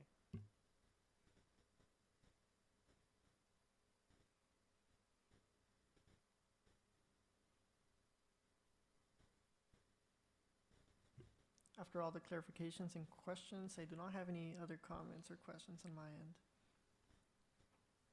Commissioners? Yeah, the second proposed revision about automatic extension to additional 5-year and removal of the city's ability to review the operator's compliance. I withdraw that. As I said, half of these could have been easily handled. However, I would like to thank the city attorney for notifying me that the result of that meeting, because it's news to me. And if in any way it seemed that I was pointing fingers, I didn't mean to. We must have had a misunderstanding of sorts. And to be honest, close to half of these revisions can easily be handled with maybe a 20-minute meeting. Thank you. Thank you. I think it's just all in transparency and fairness. If the majority of the commission is gonna approve these items or DAs, it's just kind of keep them consistent.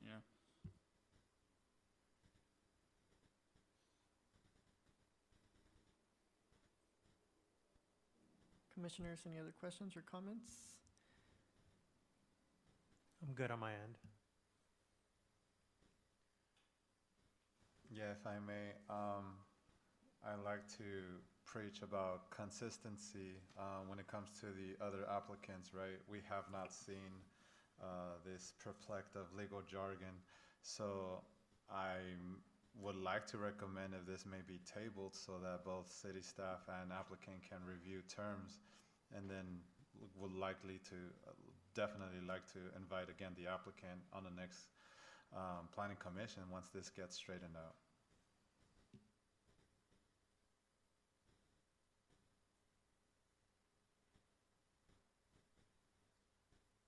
Commissioner, just a point of clarification. At this point, staff will not be presenting any new terms. This item has been publicly noticed as a public hearing. And so for transparency purposes and consistently with state law requirements, at this point, this is the DA that is before you. However, as we mentioned, if there is a desire to change some of the terms that are before you today, you are welcome to make that recommendation to the City Council, who will ultimately decide how they want to move forward on the DA. Thank you. I guess if I may follow up with a question, I don't know if this will be for the applicant.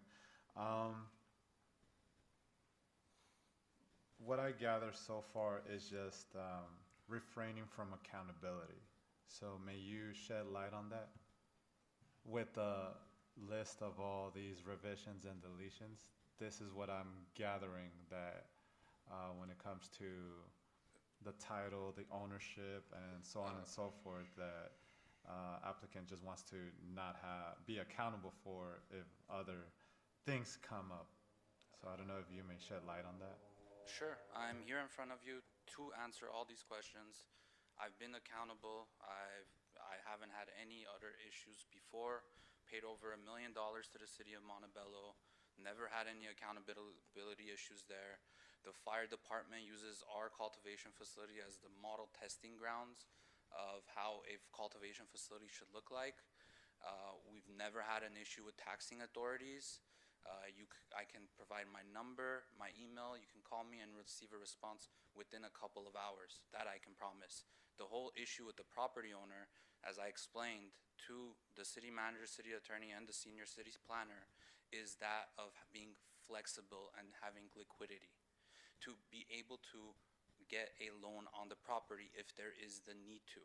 And I understand there's not going to be a lien on it. However, there's going to be a recorded DA that clearly states that there is a lien that is superior.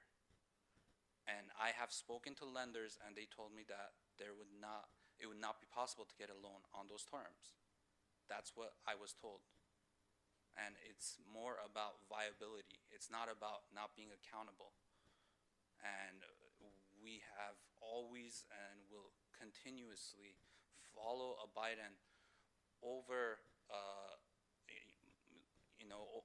we overdo when it comes to state requirements. We do more than is necessary. And I'm sorry if it came out that we're not accountable. However, I'm telling you right here that half of these terms could have been cleared up, but I was under the impression that, as the city manager told me in the meeting, was that we're gonna sit down and have a meeting after you've gone, and we will get back to you with the result. That's what I was left with. Maybe I misunderstood it. It's very possible. However, that's what was told to me. And I did bring up a few things that I said, yeah, we can toss that out. Maybe a couple of those things weren't brought up during the meeting for me to toss out. As in, okay, I'm fine. That's not an issue. In reality, I'm telling you right now, based on what I'm seeing here, the only two main issues, you know what, I'll withdraw the gross receipts one. It's only the property owner. That's my only issue. And my next question is, I have asked this to other applicants in the past. When it comes to this product, many applicants come to the Planning Commission and want to open up, but in the end, they lack capital. On your end, do you have any issues or concerns with capital when it comes to full installation and implementation? As I said, I do not have issues with it. However, with my building and the timeline of building a new construction and going through the entire process, I cannot predict what's going to happen in the future, just like what happened with COVID. We just want, every businessman wants to be liquid. And it's, you can ask anyone, that's just something that you want to feel comfortable that at the worst case scenario, you know, under your pillow you have $100 that you can use. That's all it is. Thank you. And then the next question is, earlier you mentioned how that's going to look, for example, the installment of $100,000, if it was, you know, effective December, if it's going to also take into effect January. I don't know if city staff can respond to that.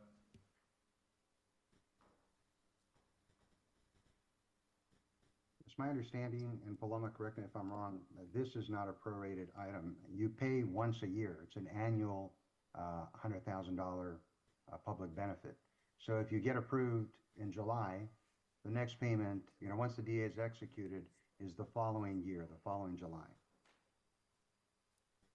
If I could add one minor correction, if the DA is executed, or if the effective date of the DA is, let's say, July 5, and to be clear, the DA defines the effective date as the satisfaction of signing the DA, providing proof of insurance to the city, as well as providing the initial $100,000 payment. That is when the DA becomes effective. The city is asking for the money up front for the initial $100,000 because there will be some time before any quarterly community benefits are received, in particular with ground up construction, because it will presumably take more time before you start to operations commence and the city starts to realize that revenue. However, once the $100,000 is the contribution is made, whether that is made in January, the first one, whether it's made in January, March, August, or December, that is the initial contribution, and every annual contribution that comes after that will be annually in January. Thank you. Do you have a response to that, applicant? So my understanding is if December 25th it's paid, then January 1st another 100,000 is paid. Is that correct? That's correct.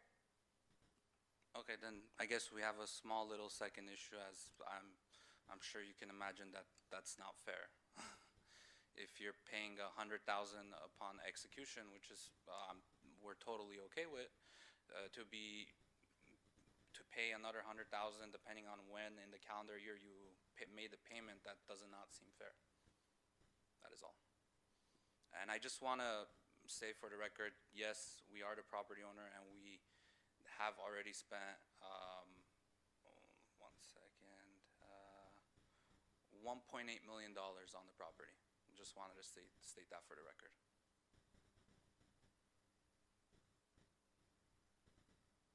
This question is directed to the applicant.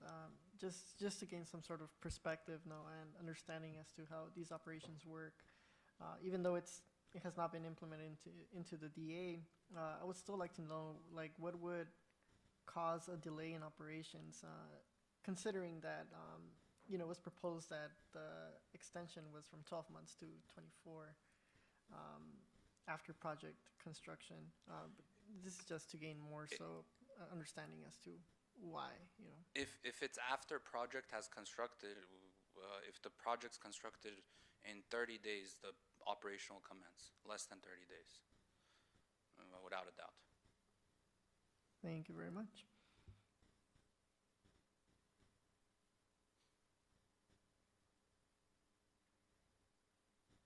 Okay, if there's no objection by the Planning Commission, we will now open public comments for this item. Secretary, will you please announce the instructions for public participation? The members of the public will now have an opportunity to speak on public hearing item number 2. Please state your name for the record before addressing your comments to the members of the Planning Commission. Each speaker and written comments are limited to 3 minutes. Callers wishing to make a comment may do so at this time by dialing *9 from your phone. When instructed, dial *6 to unmute yourself. Individuals joining through the Zoom app may request to make a comment by using the raise hand feature on Zoom and select the unmute or microphone icon when instructed. We will begin to hear from the members of the public that are physically present in the council chambers. If you haven't done so already, please submit your comment cards now. And Chairperson, we did receive one comment card, and I'll go ahead and walk that over to you.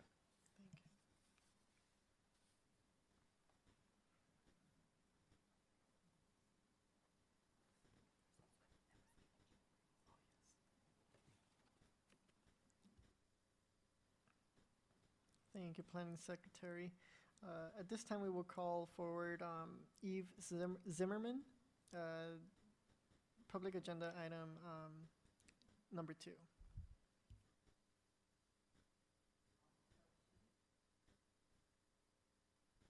Thank you very much. We'll hold on to that item for that comment for item number 3. But we would like to hear from Dr. Angela Chan. This is regarding item number 2.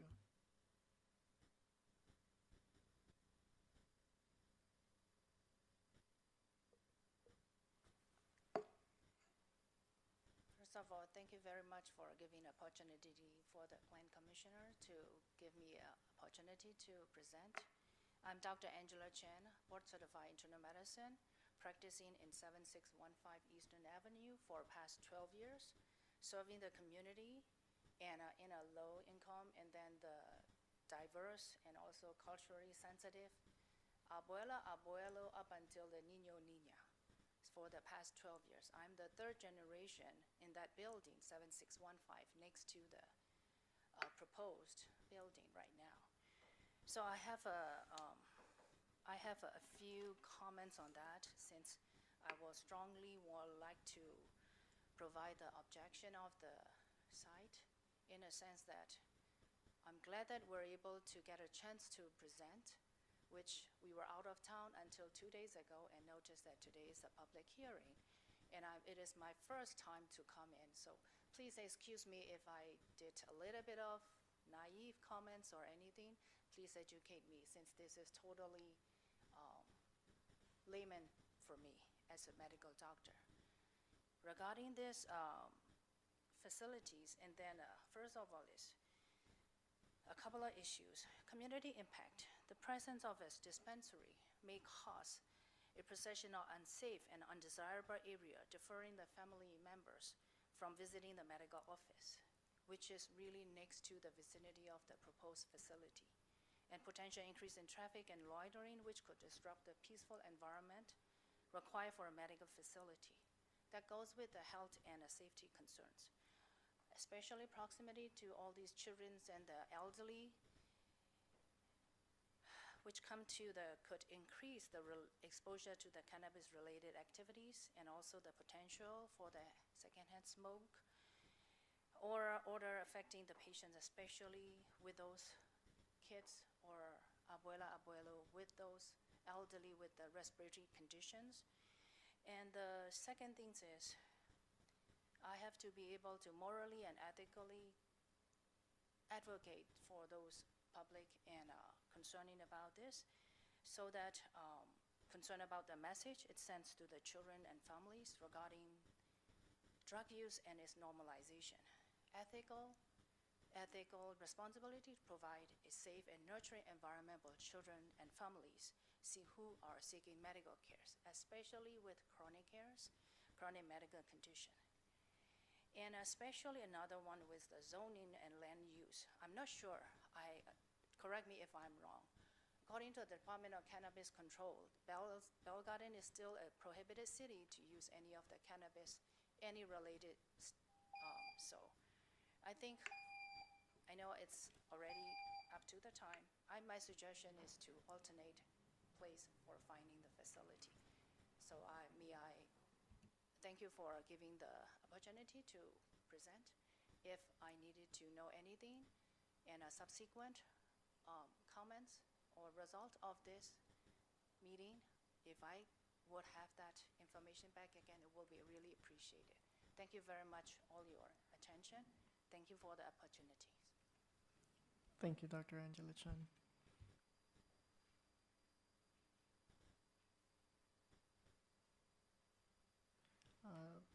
Planning Secretary, do we have any comments via online chat? Chairperson, let me go ahead and check. If there's anyone in the chat line wishing to speak on this item, you may go ahead and hit the the icon to unmute yourself this time.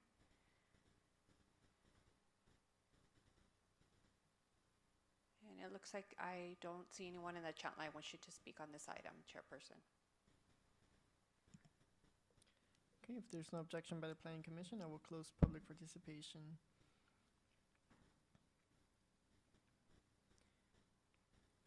And with that said, any other questions or comments by the Planning Commission?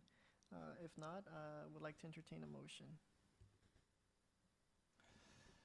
If I may, I would like to comment.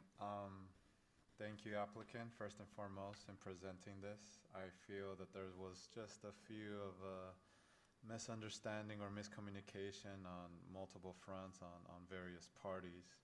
And I would like to continue recommending my fellow colleagues to table this for another meeting in the hopes that, you know, both parties can straighten these items out. And again, because with prior applicants, we did not see this before. So it just brings up more questions. And for me to, you know, present a vote, I would like to have this straightened out. So if I may, I would like to recommend this to be tabled for another planning commission meeting.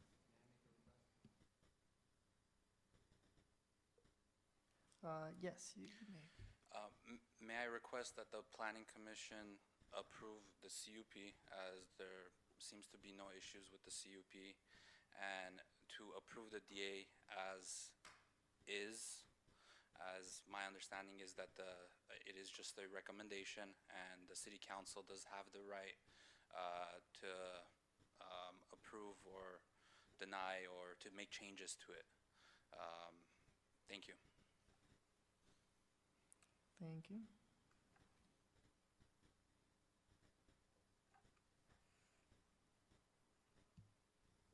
I do have a request. Actually, if we could see that map where the doctor's office is at. Can I speak about that too? Oh, of course. Yeah. I just wanted to see where Yeah. it's located. Sorry. Of course. I just want to say I'm thankful for the comments, and I do believe that whatever is being constructed there is going to be better than kind of, I'm sure you guys know what it looks like. Just empty, vacant land. That is definitely, we keep it up every 3 months. We try to clean it up and whatnot, but it's still, if you ask me, a safety hazard versus new constructed building. Yeah, over there. That one. And the store is on the opposite, the corner.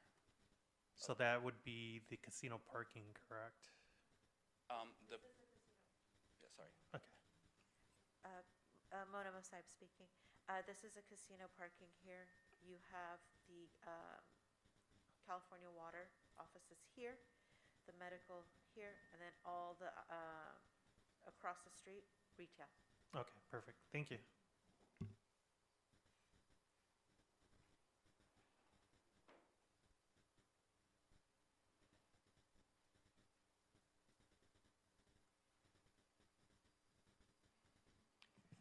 Chairperson, if I may, it looks like there is someone in the chat line that just sent a message wanting to speak on this item.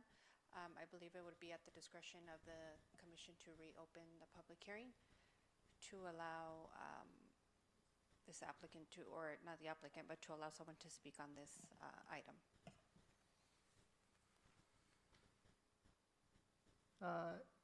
Planning Secretary, yes, we'll open public hearing to hear that that comment. Okay, give me just 1 second.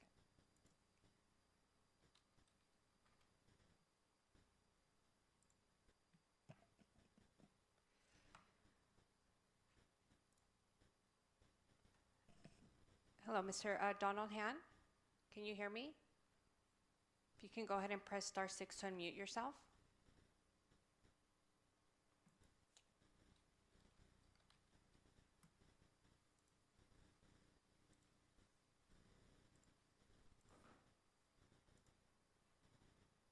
Mr. Han, can you hear me?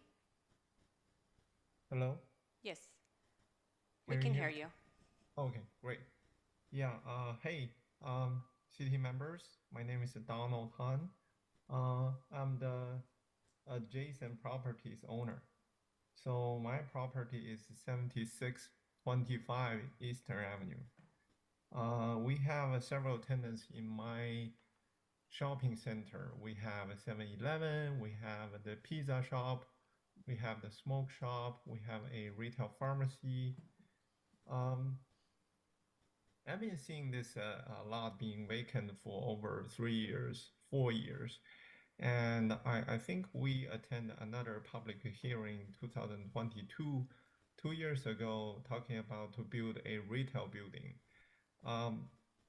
Ever since, we haven't seen any movement in that lot. And suddenly today, we just hear 2 cannabis businesses in 1 day want to get a public hearing. One of the reasons I purchased this shopping center in Bell Garden is a cannabis-free city. We didn't have any cannabis business in our city.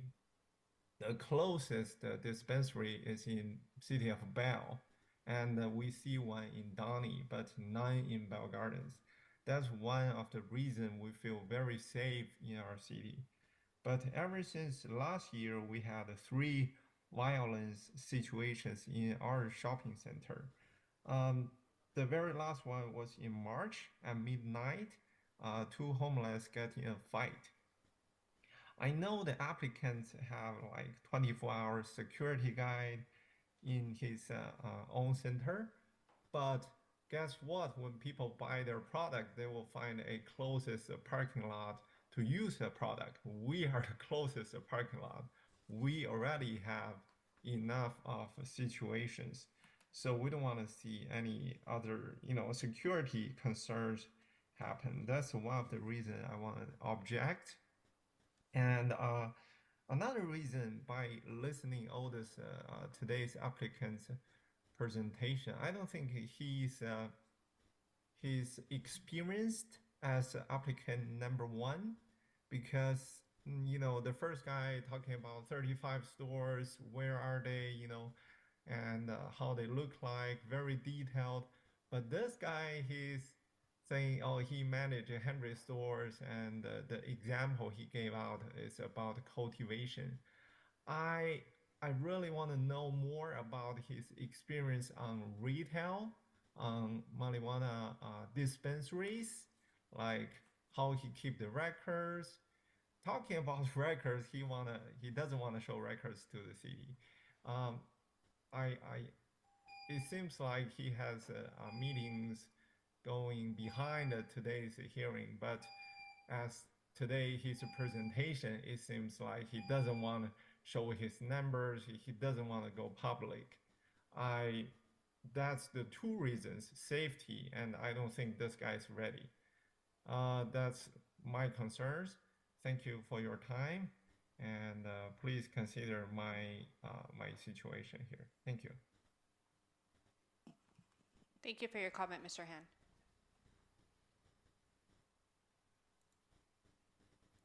Thank you, Mr. Han. We will close public hearing at this moment at 7:24. We're back to Commissioner comments and questions. If not, a motion is entertained.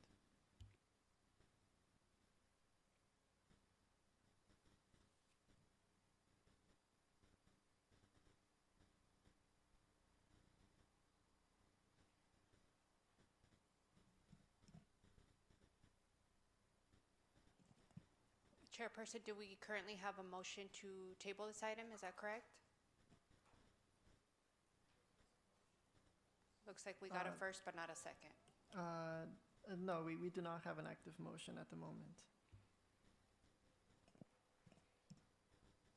I don't know if I may hear from other colleagues, other commissioners on this topic, if they want to discuss. From what I gather is, you'd like for us to approve it as is because you want to bring the subject up to the city council and get them to agree with you instead of us. Because we've had the opportunity to see what all the things that you didn't see eye to eye. I understand that you framed it around that you're following the experts that say, hey, the record keeping or the percentage and the gross receipts. You following the people that claim to be experts and not the state, right? No, I am claiming the state. Okay. Not the experts as in the CDTFA, the California Department of Tax Fee and Administration, that administers and collects excise tax, yes. Okay. And because of all these revisions and all these concerns that, we all kind of for the back of a better term, we all got a little triggered, and we're like, what's going on? I don't believe that after seeing all this and the discussions that have been going back and forth, I don't believe this is in good faith, and I don't think that I can move forward with recommending something at this time. That's my opinion.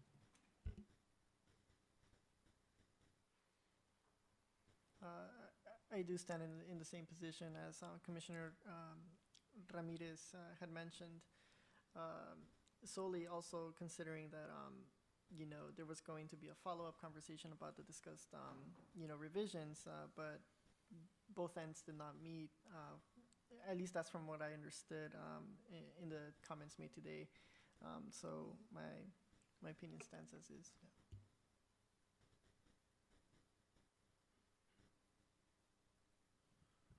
So it seems like, you know, the consensus here for the commissions that we all feel a little uncertain, right? But just correct me if I'm wrong, staff.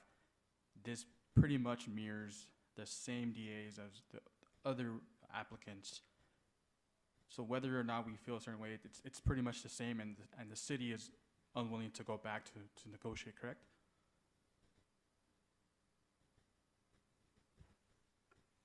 Paloma McAvoy with the City Attorney's Office. Yes, your understanding is correct. The DA before you in the agenda materials today are very close to the other 3 DAs that you've looked at this point. And it's just want to make a small point of clarification in terms of the negotiation process. The reason why staff at this point will not be continuing to negotiate this is because this item has now been publicly noticed and is before you today. And that's the rationale why it's not necessarily because we said we're done. As my colleague Gus Romo also mentioned, was discussed that we could potentially continue to discuss these items. However, it would not appear on the June Planning Commission agenda. But at the time, the applicant felt comfortable enough to move forward. I do also want to address one thing. There were a few items where the applicant said that in our city staff meeting, where he said he was not going to continue pushing for those revisions. In those instances where we were in agreement that he wasn't going to push for it and the city was fine with that, those bullet points are not before you in the slides that you saw earlier today. So can you walk us through, if we decide to table this, what would that process look like? If you may. Absolutely. Sure. So if you were to table this item, you would have some opportunity to take a closer look at these revisions and whether or not this is something that you would recommend to the city council rather than doing it, on the public dais today. I would also recommend at this point that you, if you do table it, that you table it to a date certain rather than keeping it open-ended.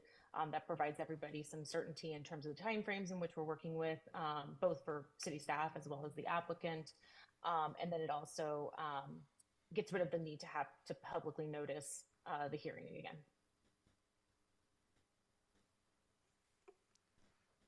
Yeah, I'll just explain that there's these public noticing requirements that public hearing notices have to be mailed out and all that sort of thing. But when you continue an item, as Ms. McAvoy said, to a date certain, then that means that everyone who tuned in because they got the notice and they showed up at home or in person on this date, they will hear the next date. So the city will not need to mail out new notices. So that's what we mean by continuing it to a date certain. So that would be whatever Gus recommends, the next meeting or the meeting after that, whatever it is, we should announce that date. And then I'll just remind you all that the applicant is ready to move forward even with a recommendation that he doesn't like. Thanks. Thank you. If I may, Commissioner Leon, one more option I'd like to offer up is it seems that the applicant is now maybe agreeable to many of the terms. If you tabled it, perhaps he could come with a comprehensive list of what terms he's agreeable to, because I think that's kind of changed a little bit throughout the evening, and so that you have a clear picture of what terms are still on the table as well. So if I may recommend that we go back to that slide that has the list of revisions and deletions and go over them one by one, please.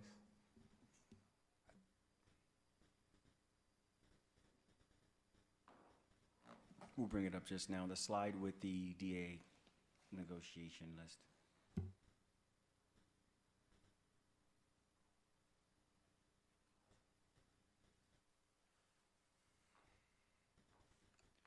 And I believe there were 2, so we'll probably have to toggle.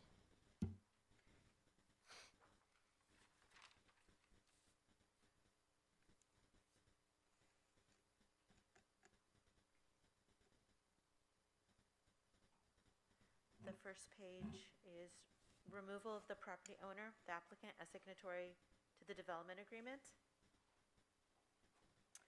Second is. Sorry, and if we could have the applicant go one by one. Certainly, certainly.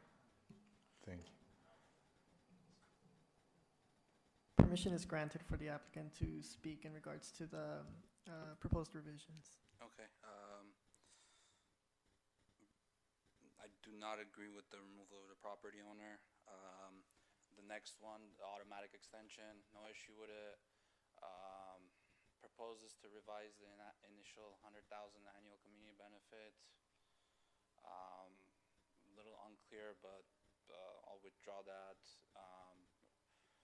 Withdraw the quarterly community benefits 10% to 6%. Withdrawing the definition of the gross receipts.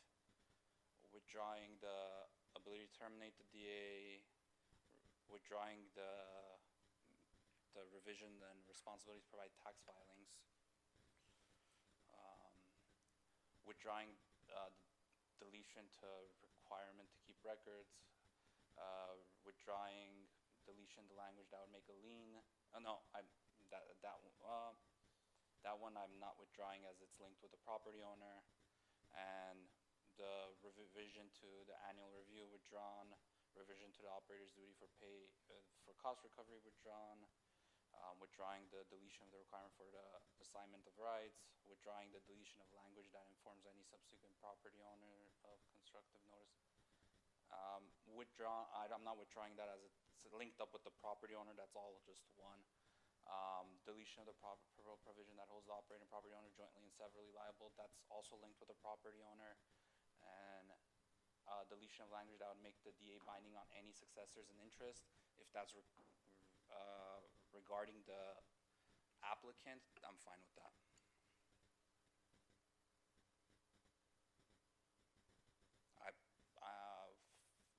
Pretty much, I'm okay with everything except with the property owner signing it, and that's my only issue at the moment.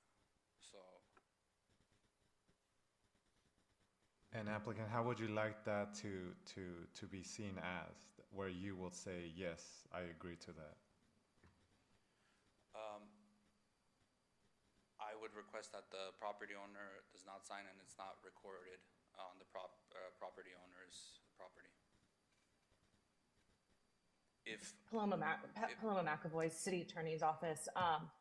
As it relates to the second request, that would make the DA not compliant with state law. State law does require the DA to be recorded on title with the property. Sorry. Of course, as regarding CEQA and all of that, yes, the property can be, the DA can be recorded with the applicant, not with the property owner signing it.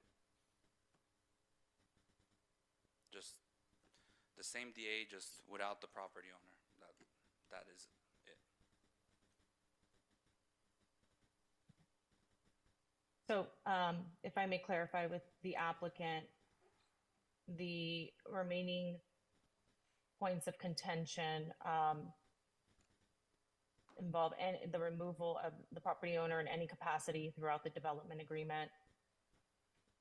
Yes.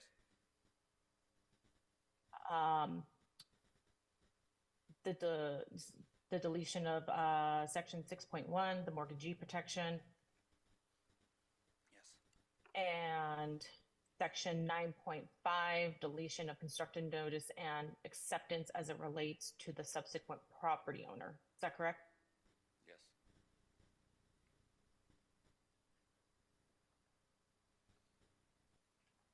Okay, I just wanted to make sure that the record clearly reflected the terms that are still points of contention for this Planning Commission. Thank you.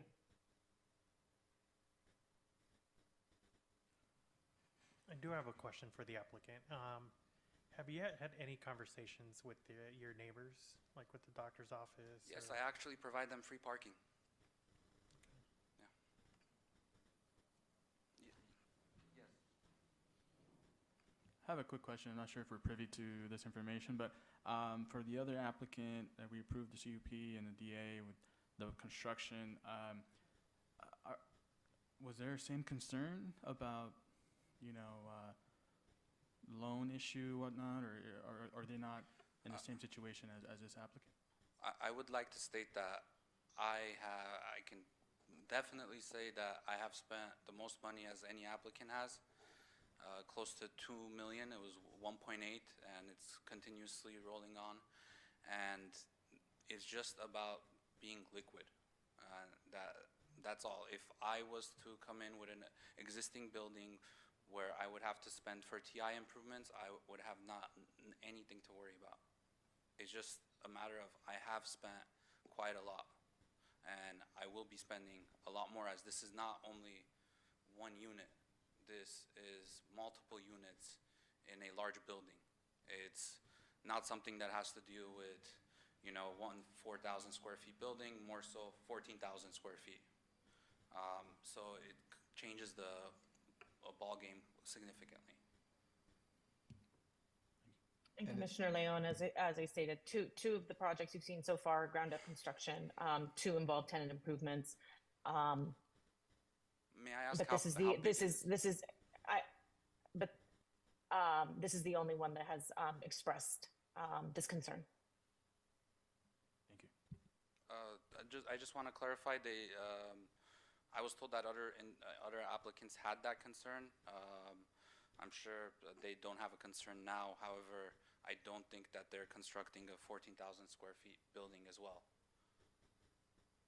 A 2-story. You've mentioned you've invested already quite a large sum into this project. Can you specify exactly into what have you been investing into? Oh, well, I purchased the property, the architectural plans, the engineering plans, the surveys. Those don't come cheap. So the LID civil engineer permits, preparing all of that. We're close to 1.8 million. Yeah. 8 million. Oh, we had asbestos in the building as well when we demolished the building. Because it used to be a former Ace Hardware, which was a health hazard, a huge health hazard, dilapidated condition with pigeons living inside, the roof falling apart. So we demolished it. It had asbestos, do testing for that, remove it separately, and just the upkeep with the property, which isn't much, but it's more about the planning. And just to follow, when did you purchase the property, by the way, if you don't mind me asking? Don't quote me on it, but I believe end of or in 2022. I don't remember what month. Got it, thank you, because that's prime location right there next to the casino as well.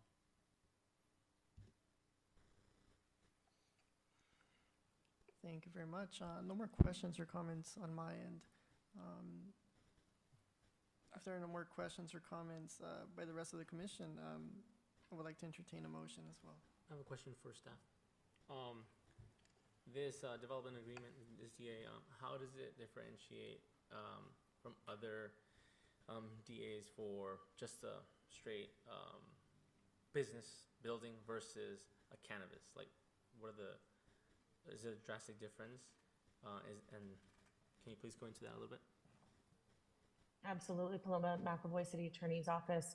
This is actually the first time the city has and will be entering into development agreements for any project within the city.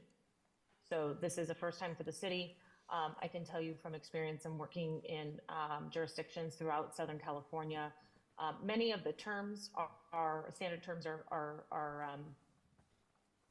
they're standard.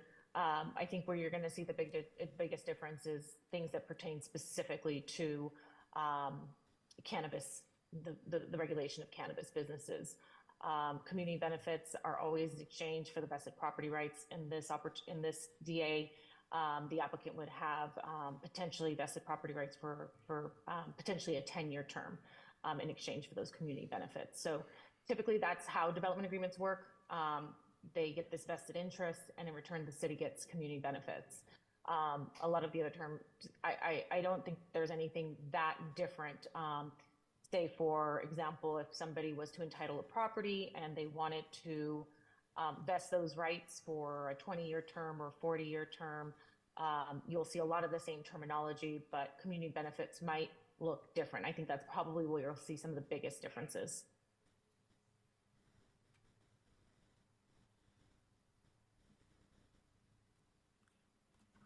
Thank you.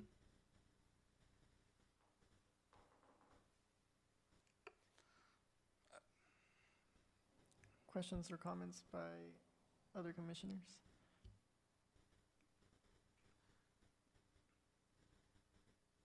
Seems like the only thing holding it up is pretty much the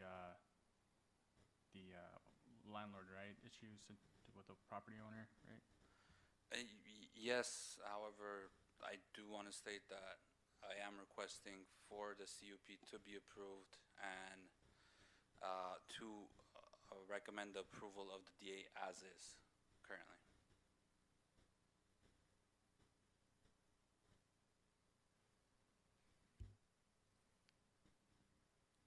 So everything we've discussed off the table and DASs as mentioned on the agenda, right? I'd like to motion to not recommend approval of the DA. I have a second. I'll second. Wait, if I may clarify, sir, you say recommend approval of the DA, but remember there's 3 items in the right. So you could say recommend approval per staff's recommendation of all items. Right, per staff recommend approval to not recommend any of the items on item number 2. To not recommend, let me see here, 1, 2, and 3 on item number 2. How would you like me to phrase that? So I don't want to recommend item number 2, right? And then you want me to specify as to what I'm not recommending, correct? Well, there's something you're not recommending. Right, I don't want to move forward with this item. You want to not move forward with this item. Correct. So just to clarify, are you recommending disapproval? That's correct. All right. May I have a second in regards to that motion? Yes, I second. All right, may we have a roll call vote?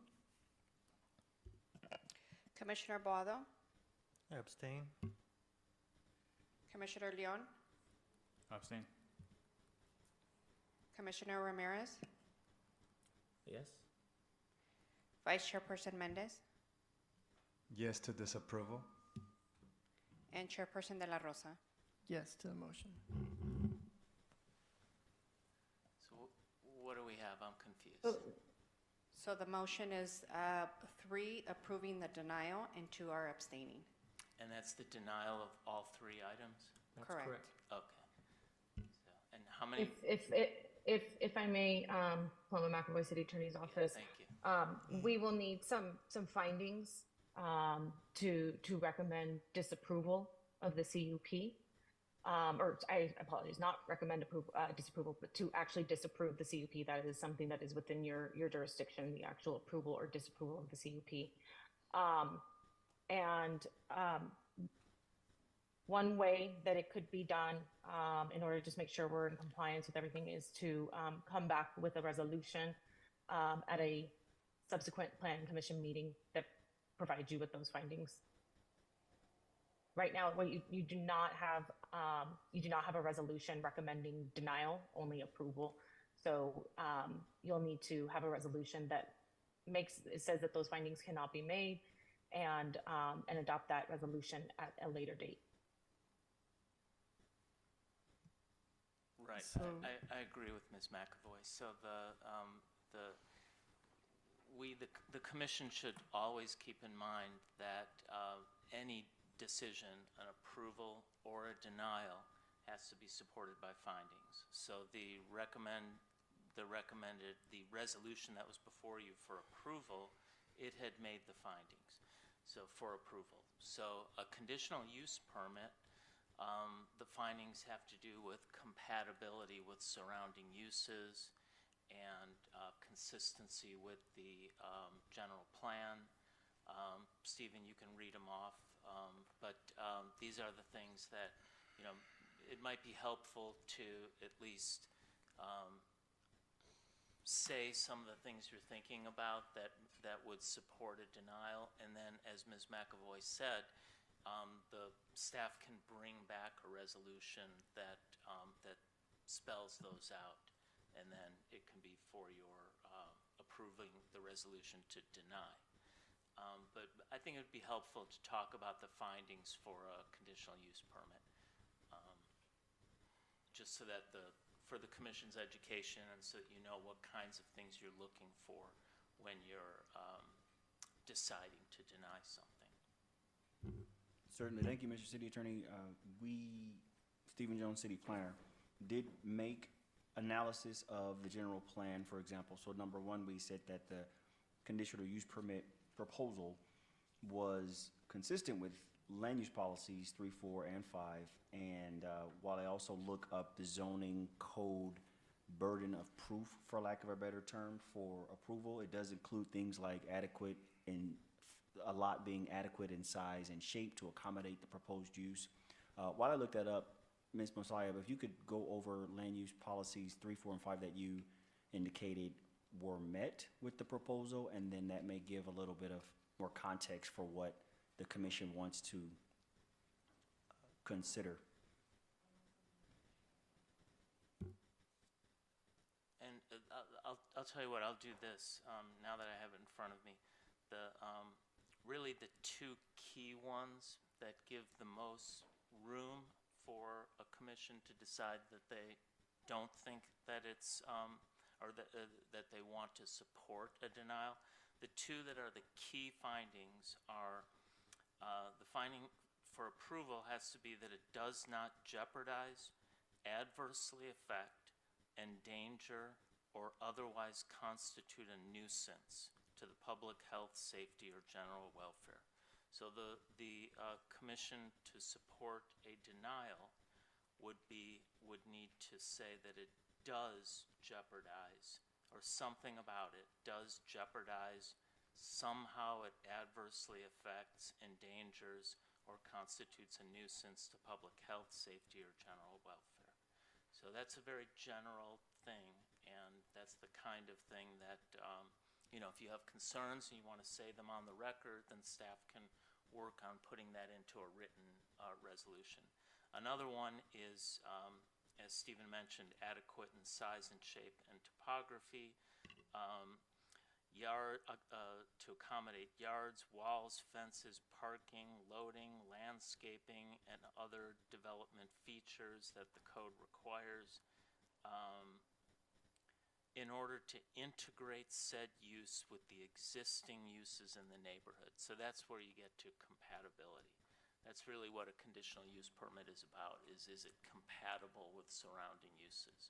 So if there was something that you saw about the neighborhood or about the neighboring uses that concern you, that would be something that you could articulate, and then staff could, as Ms. McAvoy said, staff could bring back a resolution that spells some of those out for you. And I'll just say one more thing, Stephen. I know you got something to say, but I'll just say one more thing, that findings for approval, they all have to be made in the affirmative. An approval of a CUP requires that every finding be found to be true. For a denial, really all you need is one, because if you can't make one of those findings, then the project fails to satisfy all findings. So that's the key, is to, you don't have to knock every one of them out of the running, but one or two would be enough. In this instance, the location is right next to a medical facility.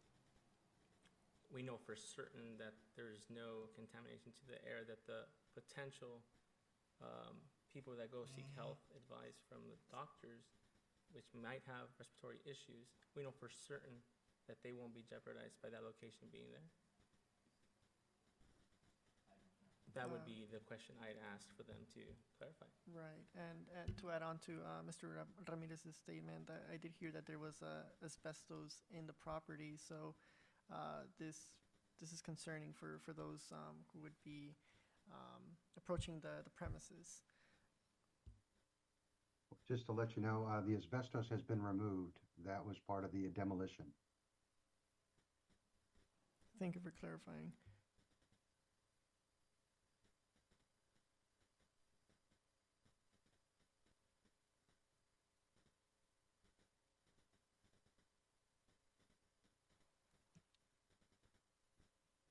So if there's any other concerns that the commission wants to ask staff to put together or add to, or look into and then add to a resolution, then they can do that, and then whatever date Gus would like to continue the item to, we can announce the date certain. Stephen, the next regular Planning Commission meeting is July 17th, is that correct? That's correct, Deputy City Manager. So if the commission agrees, we would bring back a resolution for denial at the July 17th meeting.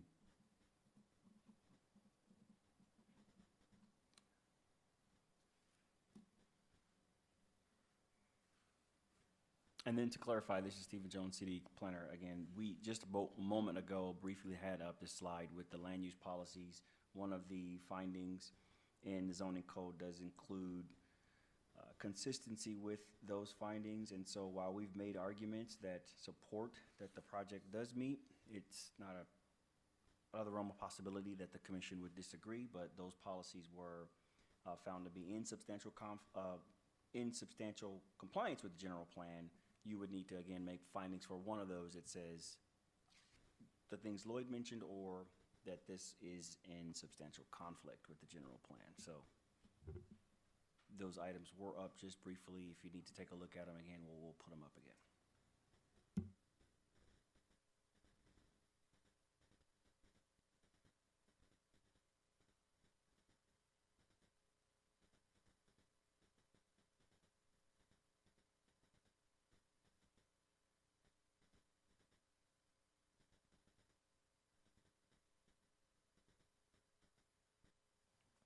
I would like to make a motion to table the item to the July 17th regular Planning Commission meeting. I second. Planning Secretary, will you please conduct a roll call vote? Commissioner Boado, Yes. Commissioner Leon, Yes. Commissioner Ramirez. Yes. Was that a yes? Yes. Okay. Vice Chairperson Mendez Yes. and Chairperson De La Rosa. Yes. Motion passes.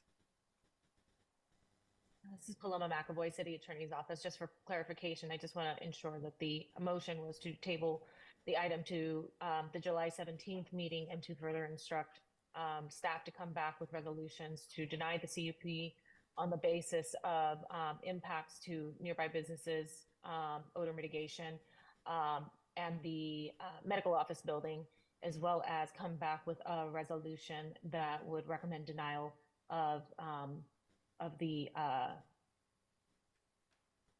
DA. That is correct.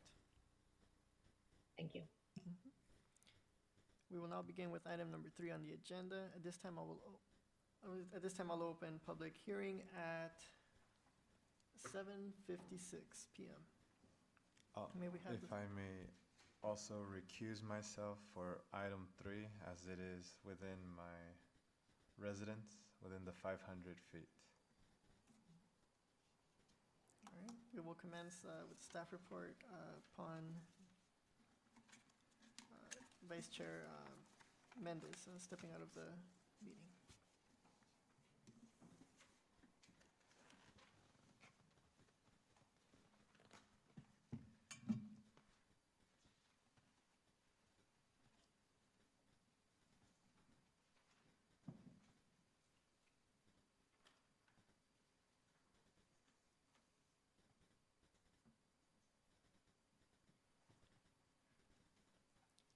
May we please have the staff report, Mr. Flores? Good evening, Chair, Commissioners, staff, and public. For the record, my name is Adrian Flores, Associate Planner with the Bell Gardens Planning Division. And this presentation is to discuss Conditional Use Permit 2024-019 as it relates to the development of a new microwave station to be used as a wireless communication facility on an existing Southern California Edison transmission tower located at 6326 Gage Avenue.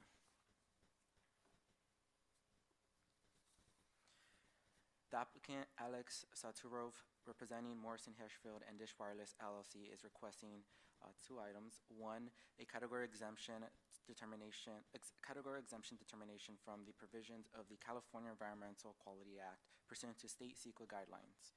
And two, adopt resolution PC 2024-16 approving conditional use permit number 2024-019 to authorize development of a new microwave station to be used as a wireless communication facility on an existing Southern California Edison transmission tower located at 6326 Gage Avenue. The subject site is located within the OS Open Space and Parks zone with the land use designation of Open Space Parks OS. To the immediate north of the subject site is the City of Commerce. To the south is also OS zone with commercial use. And immediate to the east and west of the subject site is a combination of mixed use R3, high density residential, and R4, very high density residential zoning designations with retail and residential uses existing. As seen in the image from Gage, the current site conditions reflect the access way to an existing and the proposed wireless communication facility. The existing tower is the tower located on the right on the top picture and on the left at the bottom picture. Now, in 2005, CUP number 2005-103 authorized the development of a wireless communication facility on the adjacent northwest SoCal Edison transmission tower operated by T-Mobile, as seen in this image here on the left and at the image at the bottom on the right. The applicant proposes to develop a new facility on the northeast existing Southern California Edison transmission tower. With the depicted site plan, note that the subject site is located on the south side of Gage Avenue. The subject site is approximately 229,250 square feet in size. The existing Southern California Edison transmission tower is located along the northeast portion of the subject site as shown in yellow. Access to the facility is provided by Gage Avenue, offering ingress and egress.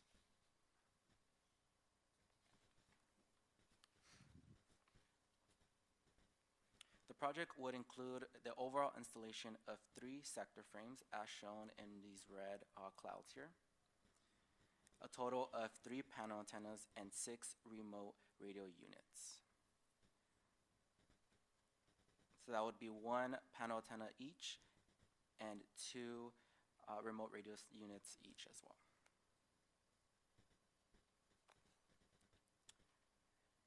In addition, within a 225 square feet lease area located at the base of the northeast tower, the applicant proposes groundwork for the development of a 215 square feet equipment enclosure constructed on a concrete pad within a 8-foot high masonry walls with a chain link topper. The proposed equipment enclosure would house an ice bridge, equipment cabinets, GPS unit, and power meters.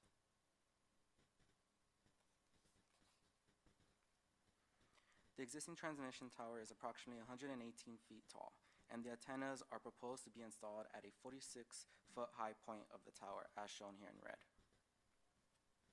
As previously indicated, the proposed equipment enclosure is constructed of a concrete pad within a 8-foot high masonry wall with the chain link topper right at the base of the transmission tower, as shown here in green.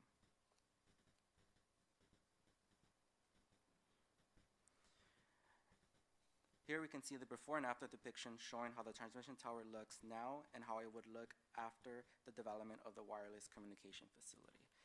As seen on the photo on the left, this is the before. You could see the existing neighboring communication facility and the bare tower with no communication facility. As shown on the right, you will see that they will be installing the wireless communication facility very similar to the neighboring facility. Now, the neighboring, like I mentioned, is operated by T-Mobile. The new wireless communication facility will be operated by Dish.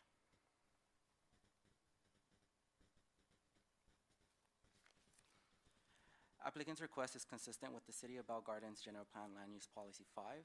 The development of a wireless communication facility would stimulate property values and community stability for existing businesses and residents in the immediate area of the subject site by improving Dish wireless services for broadband access and availability, increased efficiency of information transmission, and improved real-time data and situational awareness for emergency responders, and would therefore be consistent with Policy 5 of the Bell Gardens General Plan Land Use Policy.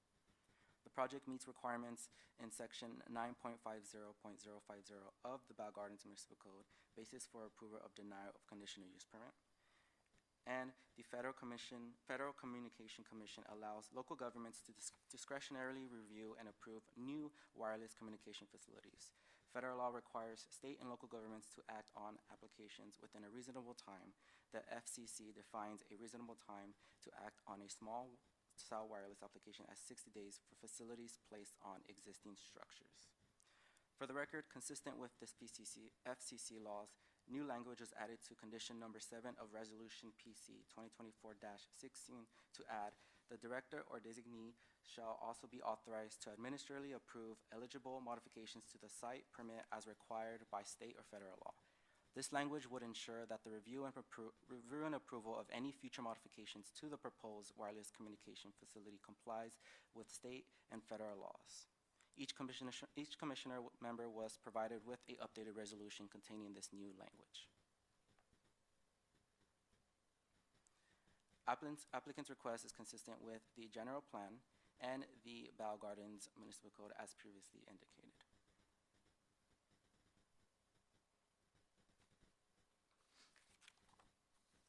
Now, it is staff's recommendation that the Planning Commission, one, find that the proposal is categorically exempt from, finds that the categorical exemption determination from the provisions of the California Environmental Quality Act pursuant to state CEQA guidelines. And lastly, adopt Resolution 2024-16 approving conditional use permit number 2024-019 to authorize the development of a new microwave station to be used as a wireless communication facility on an existing Southern California Edison transmission tower located at 6326 Gage Avenue. This concludes my staff report. Staff, city attorney, and applicant are open to questions. Thank you.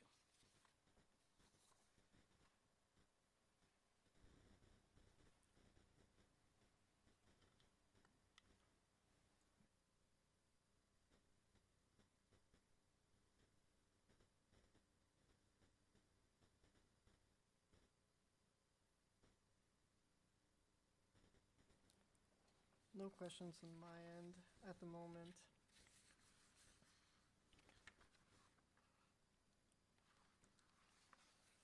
Staff, by any chance, do we have the applicant with us, whether it be virtually or in person? We do have the applicant available. Alex is available via Zoom. If you have any questions, he will be able to assist you. Hi, good evening. Apologize I couldn't be there today, but I am here and happy to answer any questions, tell you more about the project if you'd like to hear. Hi, Alex. Quick question. Approximately how many watts does a microwave station transmit? In case you know the response. Don't quote me on this, but I believe the radios they're 40-watt radios is what's being used here. And I'll just do a quick introduction on myself. I'm Alex Sadaroff. I work for Morrison Hirschfield. We're the consultants on the project for Dish Wireless. And thank you, Adrian, for the introduction on the project. We're happy to be here. This project's been in the works for a few months now, so I appreciate your support. I can just kind of briefly give you a little bit more information about the project. I know it's been a long evening here for everyone. We've been listening in for the last few hours, but I'll try to keep it short. So the purpose of the project is to provide new radio frequency coverage in an area that's not currently serviced by existing radio frequency coverage. And what I mean by that is Dish Wireless is a new carrier, just to give you a little bit more about Dish Wireless. So Dish Wireless has traditionally for 40 years been in the satellite business, satellite TV business. So people have them as their main TV provider. In 2020, as a result of the T-Mobile and Sprint merger, the FCC wanted to encourage competition in the wireless space, and Dish wanted to get into that business. And so out of that Sprint T-Mobile merger, the FCC mandated certain conditions and requirements in order to encourage competition. Dish entered the space, and the FCC, the federal government, imposed certain conditions on Dish to deploy their frequencies and to encourage competition.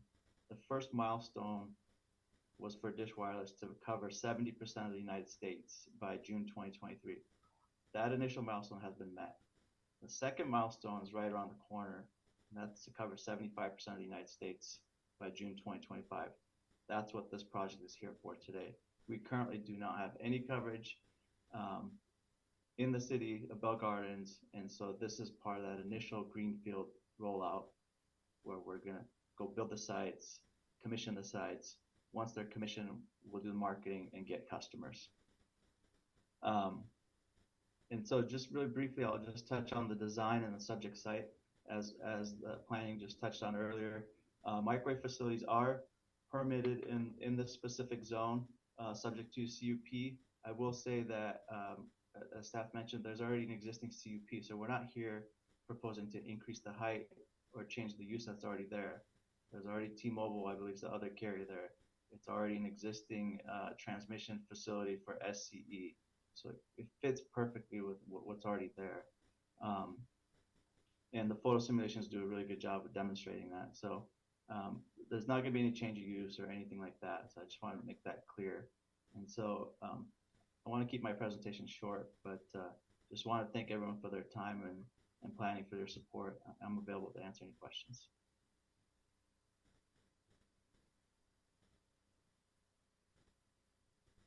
Thank you, Alex. So, correct me if I'm wrong, a key benefit of implementing such a project would be increased telecommunication services? Yes, this specifically would be for 5G voice and data. So this site will be able to cover the residents in and around here for 5G technology. Nice. I know that 5G has been growing quite rapidly in the space where, telecommunications, in that business space, right? So does Dish contract cell phone providers, or how does this work? Because, Dish, I've heard of it, growing up, but, seeing it enter the telecommunication space, it's quite new to me, so. Sure. And right now, there are certain markets where Dish is live. Maybe some of you have heard of the brand Boost Mobile. That's Dish's brand, essentially. They're operating it under different kind of marketing, but in certain markets, they are live and they have a network. And so that's what we're doing here is we're building out the network. It's called a greenfield network. And once we entitle the sites, we get the agreements with the property owners, we obtain all the proper permits, we'll go build it, commission it, and then the marketing will follow. Thank you very much, Alex. That concludes my questions. Commissioners, any other questions or comments?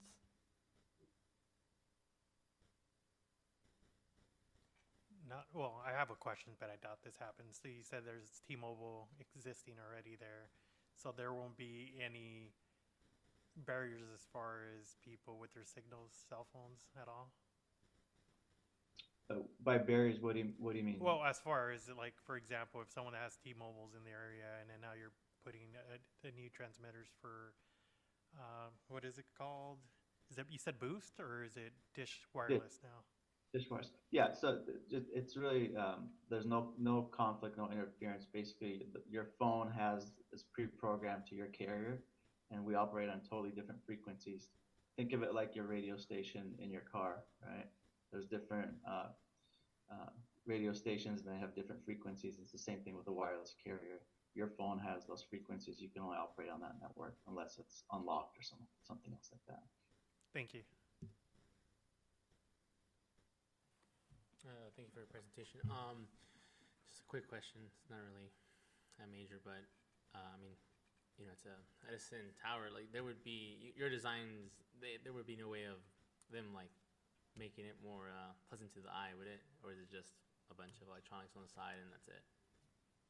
Yeah, it's a good question, and we always try to look for ways to improve it. But being that this is an existing transmission tower, there's really not any options to kind of screen it, right? The main purpose is for a transmission tower, SCEs operating, that provide electricity to all the customers there. So, um, unfortunately, without putting in a new structure, which we're trying to avoid here, right, having more towers, we're going on an existing tower and trying to conceal it to the best of our ability.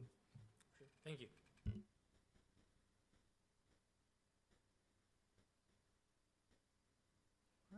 If there are no more questions or comments by the Planning Commission, we will now open public participation. Planning Secretary, will you please announce the instructions? The members of the public will now have an opportunity to speak on the public hearing item number 3. Please state your name for the record before addressing your comments to the members of the Planning Commission. Each speaker and written comments are limited to 3 minutes. Callers wishing to make a comment may do so at this time by dialing *9 from your phone. When instructed, dial *6 to unmute yourself. Individuals joining us through the Zoom app may request to make a comment by using the raise hand feature on Zoom and select the unmute or the microphone icon when instructed. We will begin to hear from members of the public that are physically present in the council chambers. If you haven't done so already, please submit your comment cards now.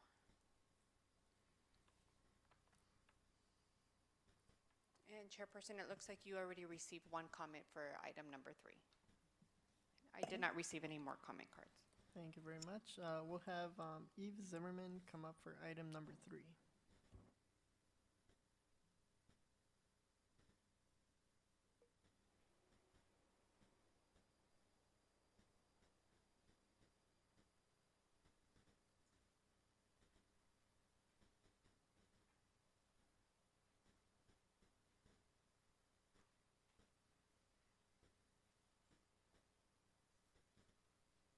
Thank you. This is what I came for. I thought cannabis was being sold everywhere. I didn't even, because I live within 500 feet of it. I want to say something because I've heard that if words are said even years later, it makes it easier for an environmental group to get into it, and this is directly connected with this environmental group. And my question is, why does our area need to request an exemption from California environmental quality? I mean, we should stay with the good quality, not ask for an exemption. Don't you think?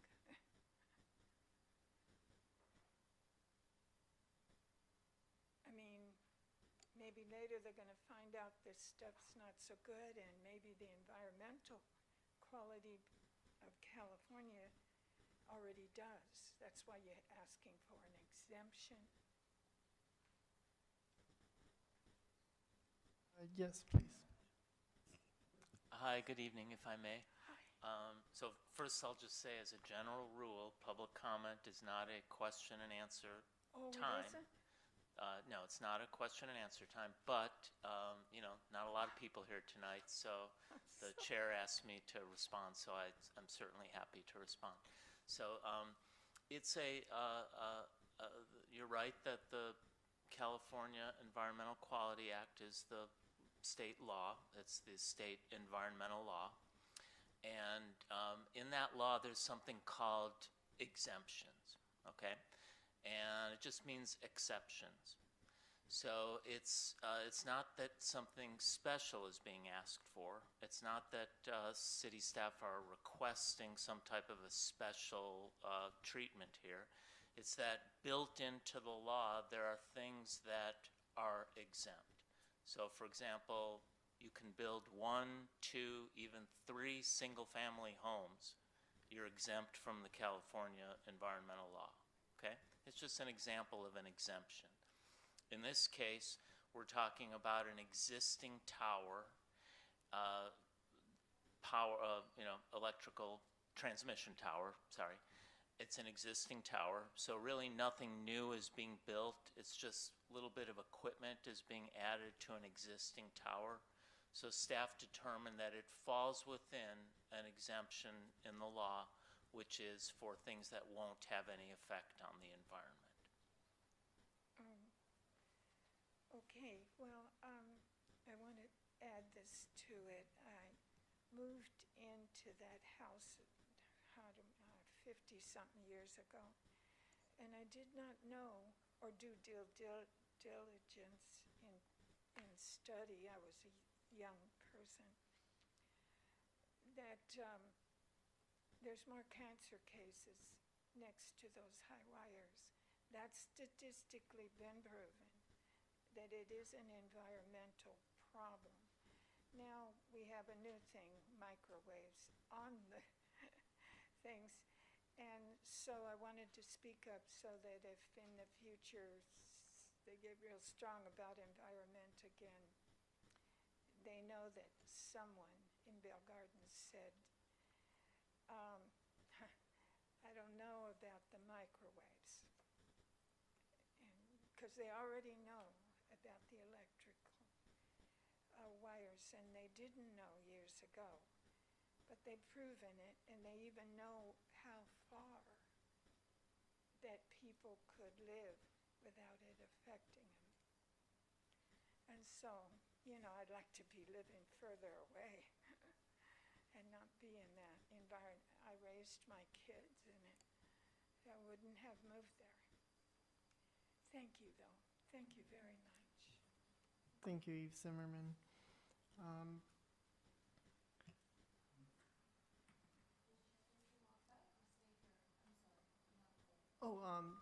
She may continue to stay tuned into the meeting. Can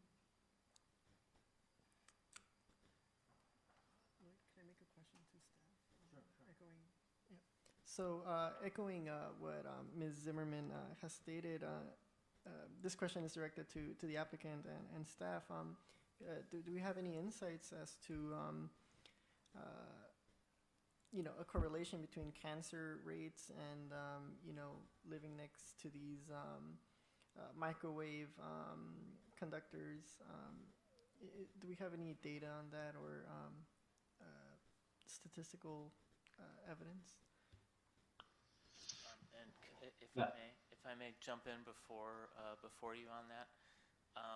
So, I've been to meetings on cell towers and things like that, and it's certainly common that people have concerns and want to talk about them, and you, the commission, are free to talk about anything you like. But there is federal law on this, and it happens that there's federal policy that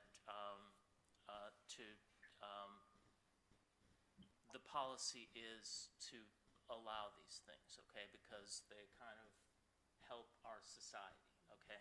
So there is law that, again, just like we said with the CUP on the last project, we said that a denial has to be based on findings, right?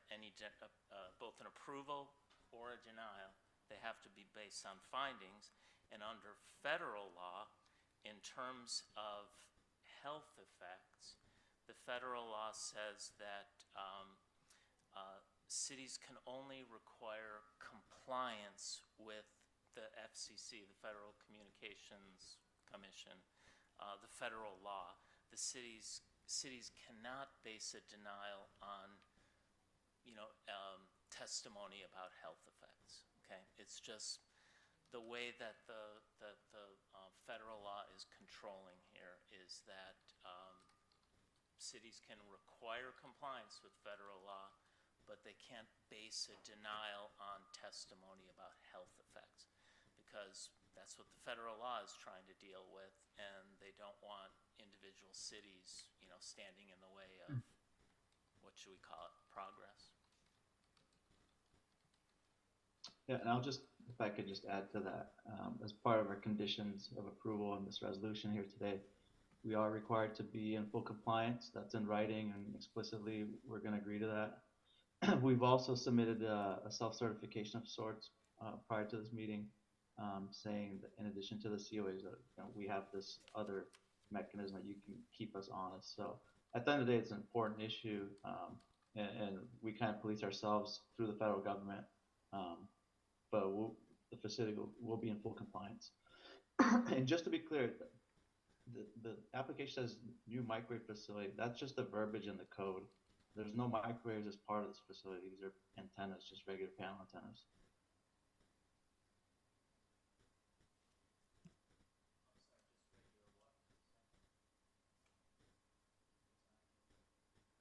You said just regular what instead of microwaves? They're panel antennas. I still can't hear that word. Just panel antennas, Oh, gotcha. directional antennas. Panel antennas. Thank you. Yeah.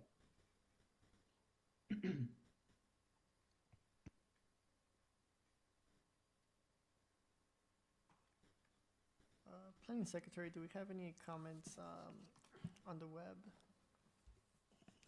I don't see it at this, let me see. If there's anyone in the chat line wishing to speak on this item, you may do so at this time by pressing *6 to unmute yourself.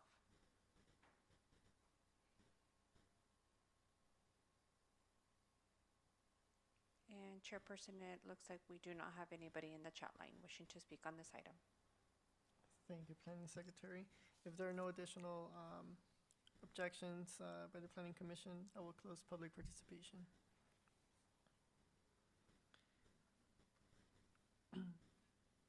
And at this moment, Commissioners, any other questions or comments directed to staff or the applicant?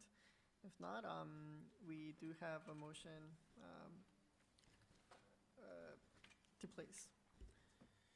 I just wanted to thank the public for the comments, and also to Lloyd for the stance on the federal law on that. Very insightful. Thank you.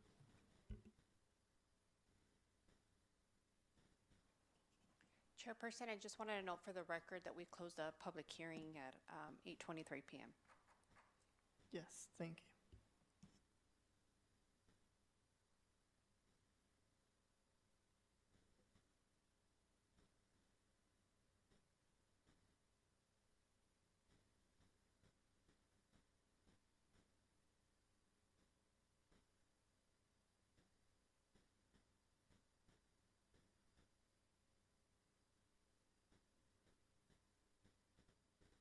I would like to place a motion to approve CUP number 2024-019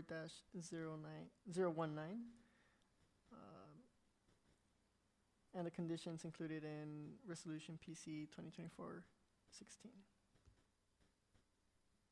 Second that motion. Thank you. May I have a roll call vote? Sure. Commissioner Boado? Yes. Commissioner Leon? Yes. Commissioner Ramirez? Yes. Vice Chairperson Mendez? Oh, I'm sorry, he's abstaining. And Chairperson De La Rosa? Yes.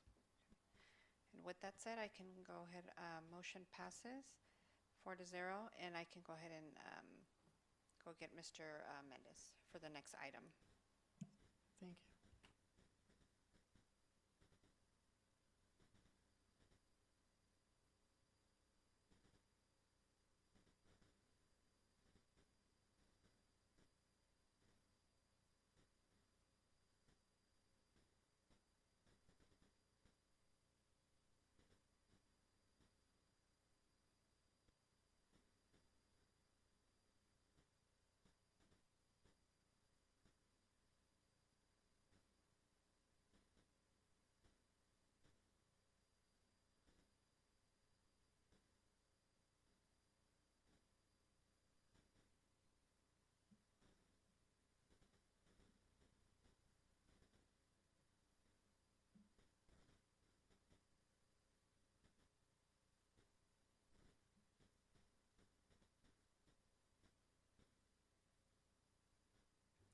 Welcome back, Vice Chair Mendez. We will now begin with item number 4 on the agenda. At this time, we will open public hearing at 8:27 p.m.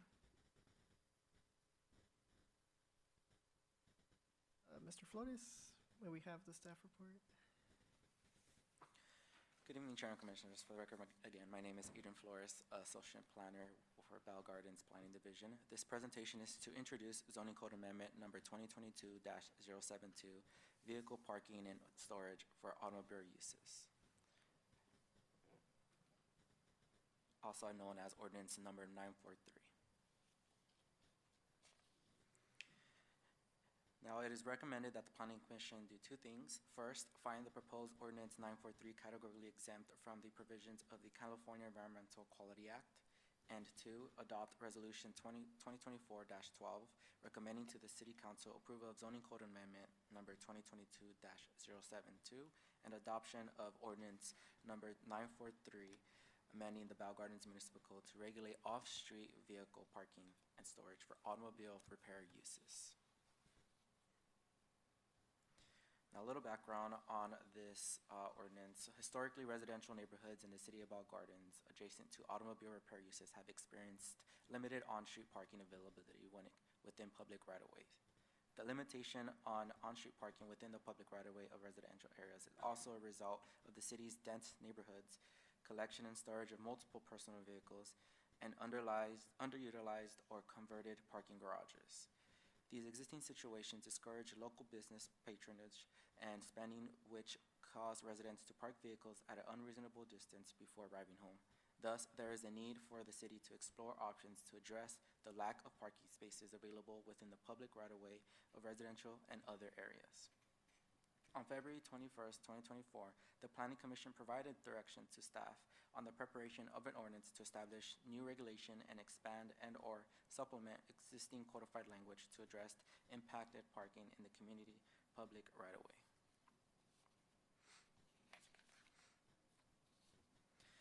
Now, staff conducted a survey of neighboring cities and found that Bell Gardens already has parking programs and regulations to address limited parking concerns that compares to what other neighboring cities are doing. Parking, such as parking time limit in designated areas and residential permitted parking districts, appear to be the most prominent. Similar to Ordinance 943, staff also found that the City of Bell adopted an ordinance to address the use of street parking for storage of vehicles as well.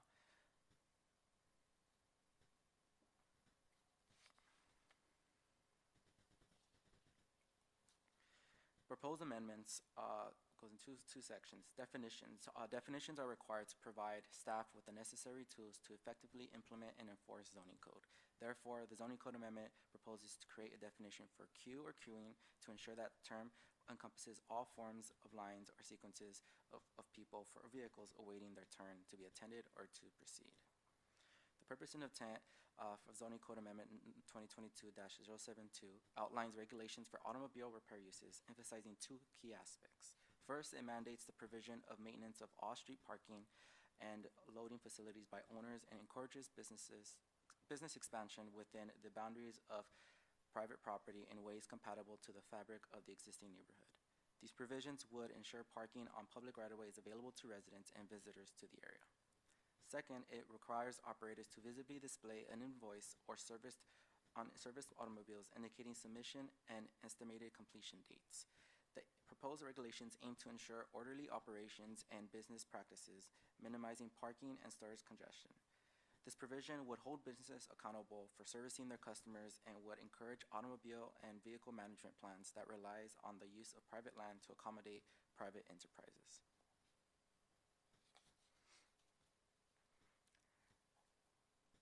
Ordinance 943 is consistent with general plan circulation element. Policy 5.1 that acknowledges the importance of the balanced supply of parking and establishing a balanced supply that meets the needs of drivers, but does not do so in excess to reduce vehicle trips and encourage active transportation. In addition, Ordinance 943 is is consistent with Land Use Element Policy 3. Pursuant to General Plan Land Use Element Policy 3, the use of development standards and the provision of adequate off-street parking and area for vehicle storage promotes compatible commercial development and enhances the potential economic vitality and revitalization, since available space in the public right-of-way would attract business opportunities and patrons. And the community has the opportunity to accommodate space for nearby residents who rely on personal vehicles for transportation to park. In addition, Ordinance 943 is consistent with policy number 4 and 5 of the Land Use Element. General Plan Land Use Element Policies number 4 and 5 pertaining to the city's industrial economic base, commercial area revitalization, and community stability would be promoted, since an available shared public right-of-way invites visitors and residents to spend locally and patronize local businesses. Unavailable space discourages patronization and restricts those living in the area from accessing their residencies in an acceptable manner. Now, it is staff's recommendation that the Planning Commission conduct a public hearing and receive public testimony. Find that Ordinance 943 is categorically exempt from the provisions of the California Environmental Quality Act. And lastly, adopt Resolution 2024-12, recommending to the City Council approval of zoning code amendment number 2022-072 and adoption of Ordinance 943, amending the Bell Gardens Municipal Code to regulate off-street vehicle parking and storage for automobile prepared uses. Staff and City Attorney are available for any questions. This concludes my staff report. Thank you. Thank you very much. Any questions or comments?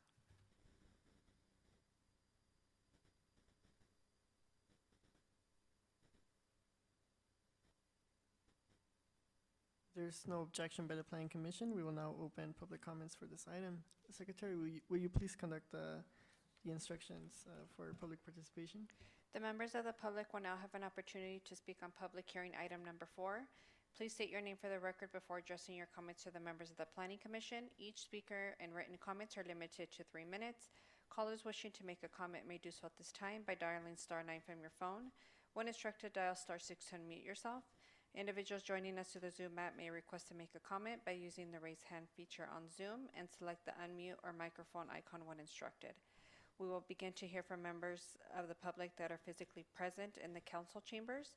If you haven't done so already, please submit all your comment cards now.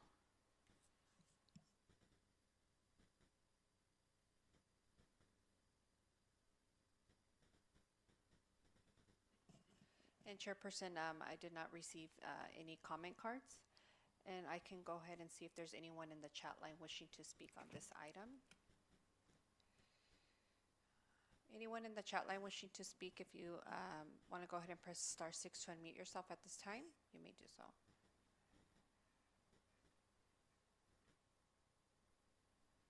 And it looks like there's no one in the chat line wishing to speak on this item as well. Thank you, Planning Secretary. If there are no additional comments or questions, we'll close public hearing at 8:35 p.m. And now we do have the table open for any motion in regards to this item, or any questions or comments. 2 questions. Are we going to motion? Or? Okay. No, questions. What's to prevent auto repair business owners from, extending that invoice? They have to have it displayed on their vehicle, but for 60 days. But what's to say before the 60-day expires, they extend it again? I mean, it's just pretty much a loophole to that, right? Or is there anything to prevent that? And then my second question is, what are the measurements or proximities from where they have to, where they can be able to park their vehicles? I'm sorry if I missed any of that. Agent Flores, Associate Planner. So, Commissioner Leon, so the first question you had is concerning how the business owner would swap out the 60-day invoices. So we we'll be working with a court enforcement division on this, and they will be monitoring the invoices to determine, how long these vehicles have been there, just to ensure that there is a circulation of vehicles coming in and out of the yards of these businesses. And for the second question, you said how far would this standard go through? It's throughout the whole city. There's no distance, so it's for all entirely public right-of-ways. Thank you so much.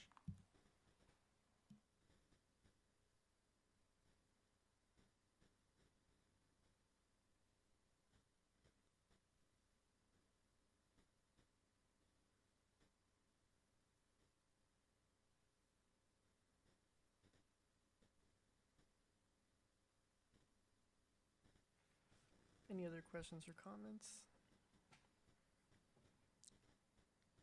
If not, I would like to place a motion to adopt resolution PC 2024-12, recommending that the city council approves the zoning code amendment number 2022-072 and adoption of ordinance number 943. I second that motion. Thank you. May I have a roll call vote? Sure, Commissioner Boado, Yes. Commissioner Leon, Yes. Commissioner Ramirez, Yes. Vice Chairperson Mendez, Yes. and Chairperson De La Rosa. Yes. Motion passes 5-0. Thank you. And now public comment is open for items listed on the Planning Commission agenda. Secretary, will you please give us instructions? The members of the public will now have an opportunity to speak on agenda items. Please state your name for the record before addressing your comments to the members of the Planning Commission. Each speaker and written comments are limited to 3 minutes. Callers wishing to make a comment may do so at this time by dialing *9 from your phone. When instructed, dial *6 to unmute yourself. Individuals joining us through the Zoom app may request to make a comment by using the raise hand feature on Zoom and select the unmute or microphone icon when instructed. We will begin to hear from members of the public that are physically present in the council chambers. If you haven't done so already, please submit your comment cards now.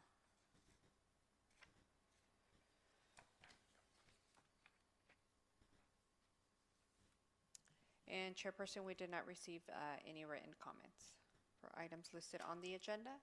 And I can go ahead and see if there's anyone in the chat line wishing to speak. At this time, if anyone wishes to speak on any item on the agenda, you can go ahead and press *6 to unmute yourself.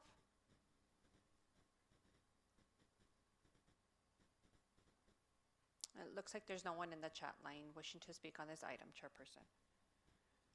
Thank you very much. If there's no objection by the Planning Commission, I will now close public participation for agendized items, which will move us over to the consent calendar. Does any member of the Planning Commission wish to pull out an item for separate discussion?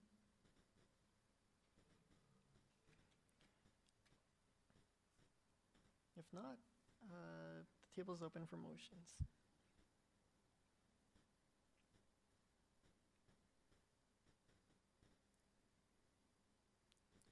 Motion to approve the attached minutes on item number 5.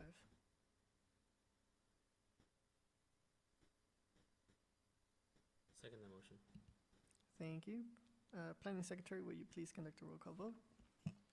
Commissioner Boado, Yes. Commissioner Leon, Yes. Commissioner Ramirez, Vice Chairperson Mendez, Yes. and Chairperson De La Rosa. Yes. Motion passes 5-0.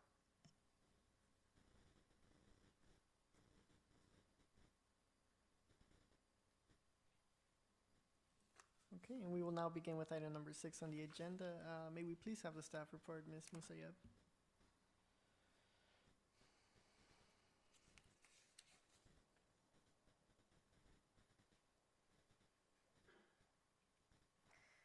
Good evening, Chair, Commissioners, staff, and public again.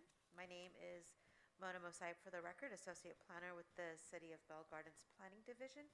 This presentation is to discuss the California Department of Housing and Community Development Pre-Housing Designation Program. Recommendation is to receive and file the information received this evening, to consider the consideration of a resolution recommending the application, and then third, to recommend to City Council consent for application to the California Pre-Housing Designation Program. A brief background into the California Pre-Housing Designation Program, henceforth referred to as PDP. The PDP was established as a part of the state's efforts to address the significant housing crisis affecting many of its cities and communities. California has been faced with severe housing shortages for many years. The high cost of housing, the limited availability of affordable housing, and regulatory barriers have exacerbated the crisis, making it difficult for many residents to find suitable housing. The PDP is a state initiative that provides incentives to cities and counties that adopt policies to reduce barriers to housing production. A key point is that the application process itself does not commit the city to any policies or programs that have not already been adopted or enacted.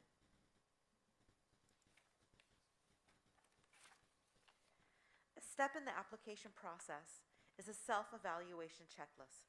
To be eligible to participate in the PDP, a municipality must score a minimum of 30 points, and in staff's analysis of the checklist, Bell Garden qualifies for inclusion with a total potential of 33 points based on existing policies and programs that are in current development, and other policies and programs that may be developed in the future. The PDP is consistent with the city's current 2021 through 2029 housing element. The specifics are Goal 2, affordable and special needs housing opportunities. Goal 3, identification of adequate sites. Goal 4, removal of government constraints. And Goal 5, affirmatively furthering fair housing.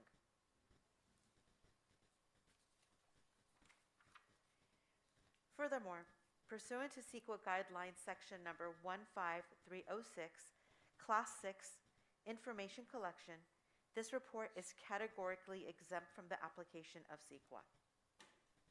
And there is no fiscal impact, as preparation of the PDP application will be done by staff.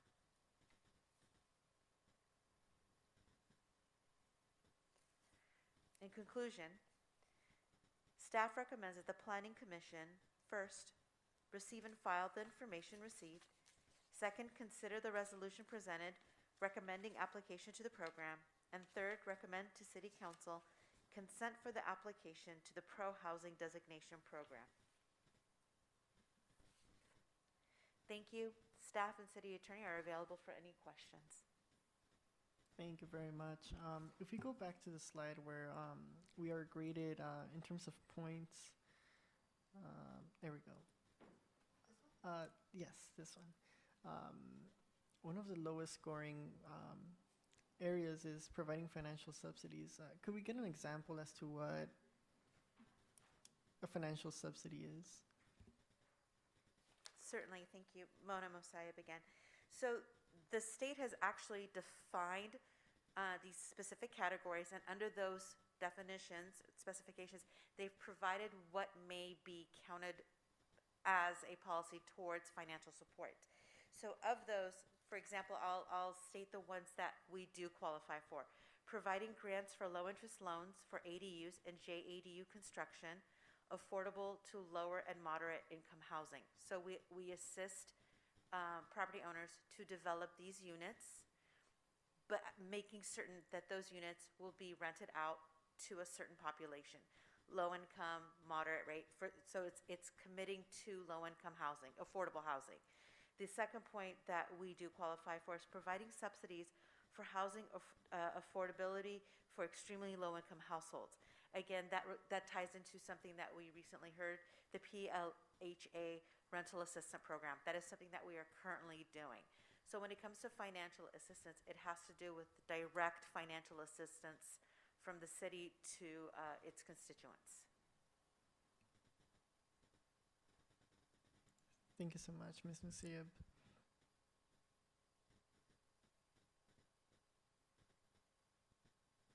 Commissioners, any other questions or comments before placing a motion?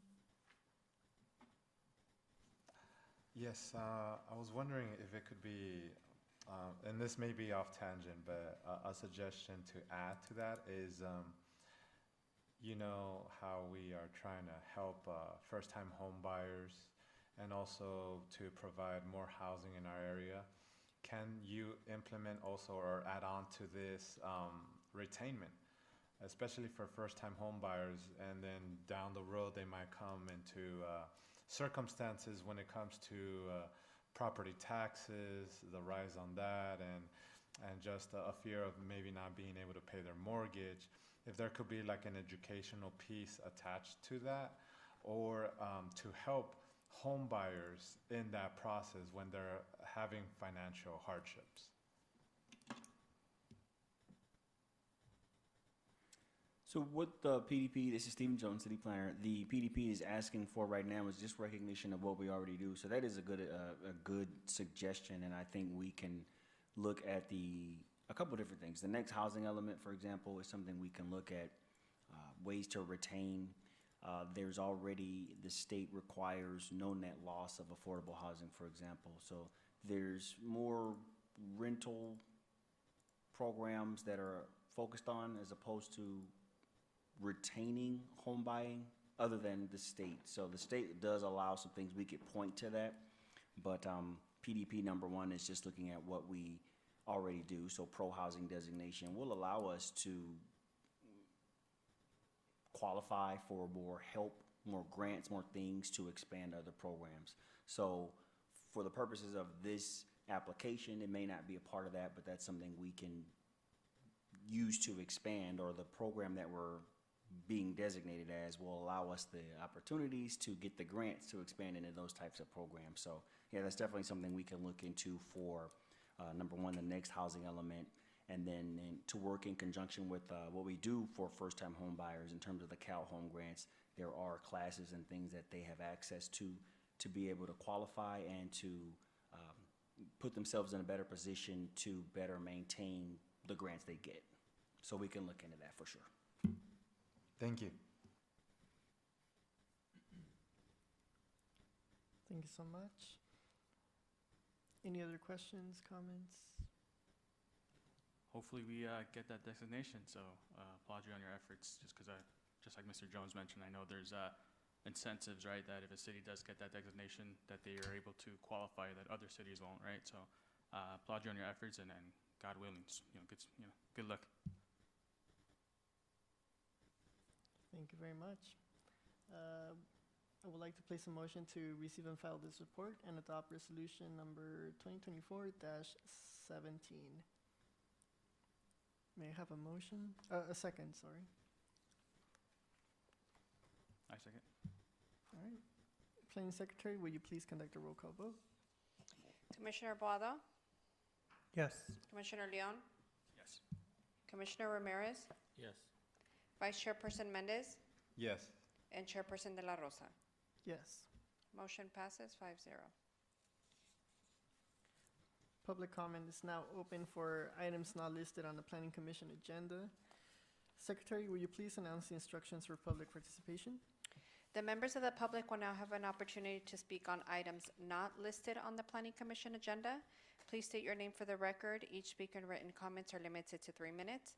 Callers wishing to make a comment may do so at this time by dialing *9 from your phone when instructed. Dial *6 to unmute yourself. Individuals joining us through the Zoom app may request to make a comment by using the raise hand feature on Zoom and select the unmute or microphone icon when instructed. We will begin to hear from members of the public that are physically present in the council chambers. If you haven't done so already, please submit your comment cards now.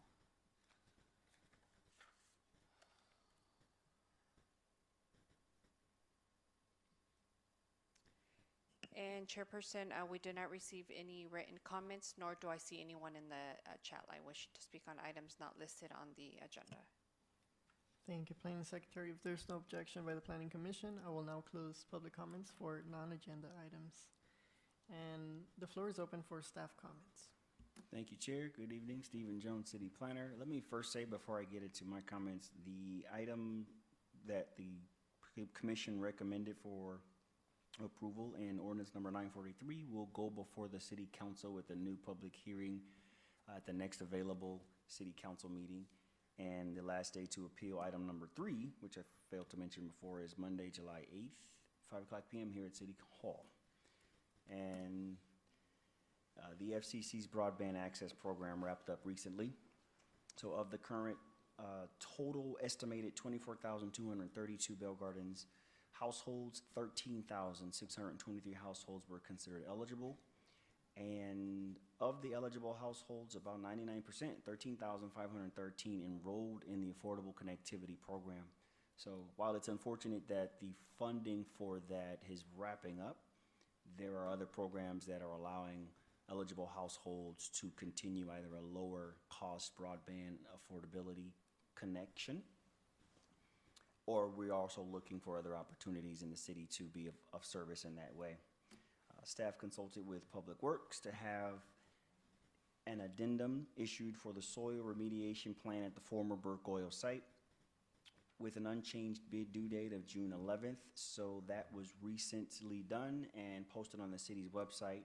Remedial work for the former Burke Oil site is expected to be completed by December of this year. And we also received a 6-month ECRG, that's the grant used to clean up the hazardous site, an extension until December of this year.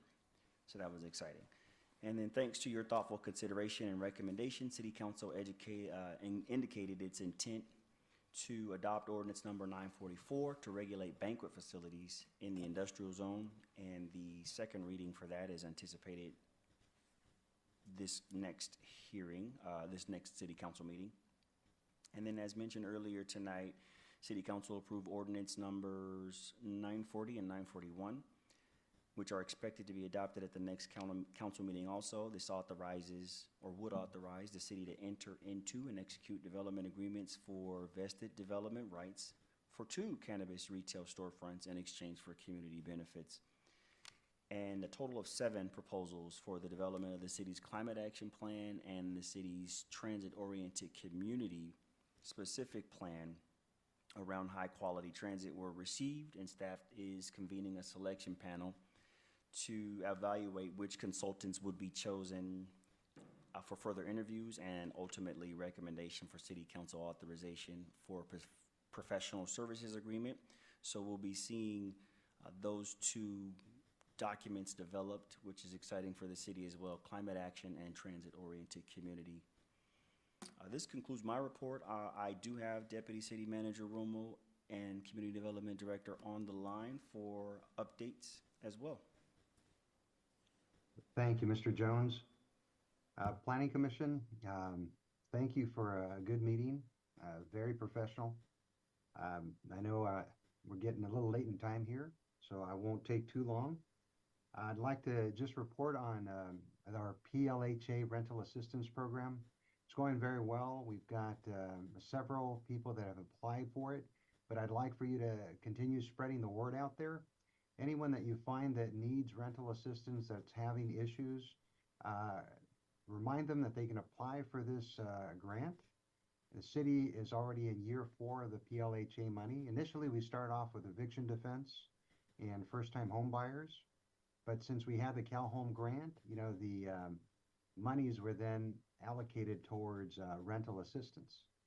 So there's money for 6 to 12 months of rental subsidies.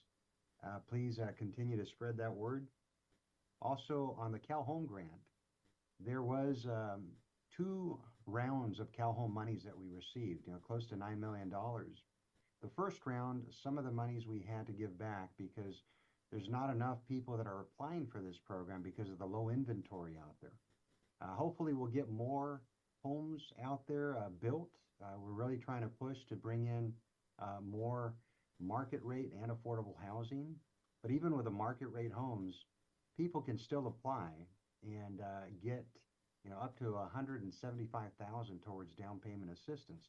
That includes both CalHome and the HOP program, which is the Home Occupant Program. So we're really trying to push home ownership.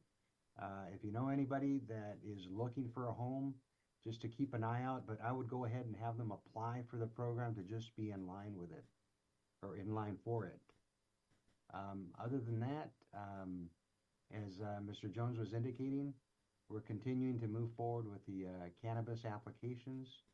So we've got a total of 7 regulatory permits that are allowed. And so far, 2 have gone to the council, and you saw 2 more come to you today. So we'll see where that takes us. But thank you very much. That's all I had.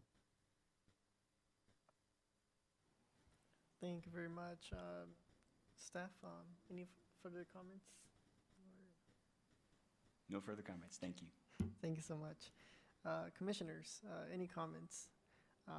But before then, I would like to just state that I'm very grateful for our staff team and our legal team for guiding us, helping us navigate, these items. It doesn't go unnoticed. Thank you so much. Yeah, Mr. Roma, I'd like to see if maybe we could expand those PHLA dollars for not just low-income residents, but our homeless community in Bell Gardens, to see if we partner with local nonprofits that provide housing navigation, but if they're tied to this community, maybe those dollars can help out our homeless neighbors, so we can help them with that capital to secure housing, whether that's a deposit first month, or like you mentioned, maybe 6 months to a year, to see if we can divvy up that pot to help our homeless neighbors, and not just folks that are housed, but also think about that population as well. Just throwing it out there. Thank you. Absolutely.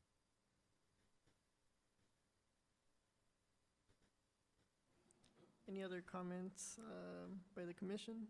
Yeah, I just want to echo what you said, Commissioner, as far as the city staff employees, always helpful.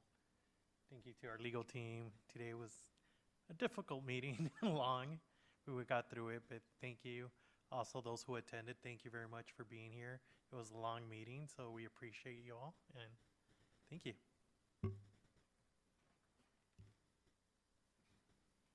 Thank you so much. There's no further comments, and if there's no objection by the members of the Planning Commission, I will now adjourn the Planning Commission meeting at 8:58 p.m. Thank you. Have a good night, everybody. Good night, everyone.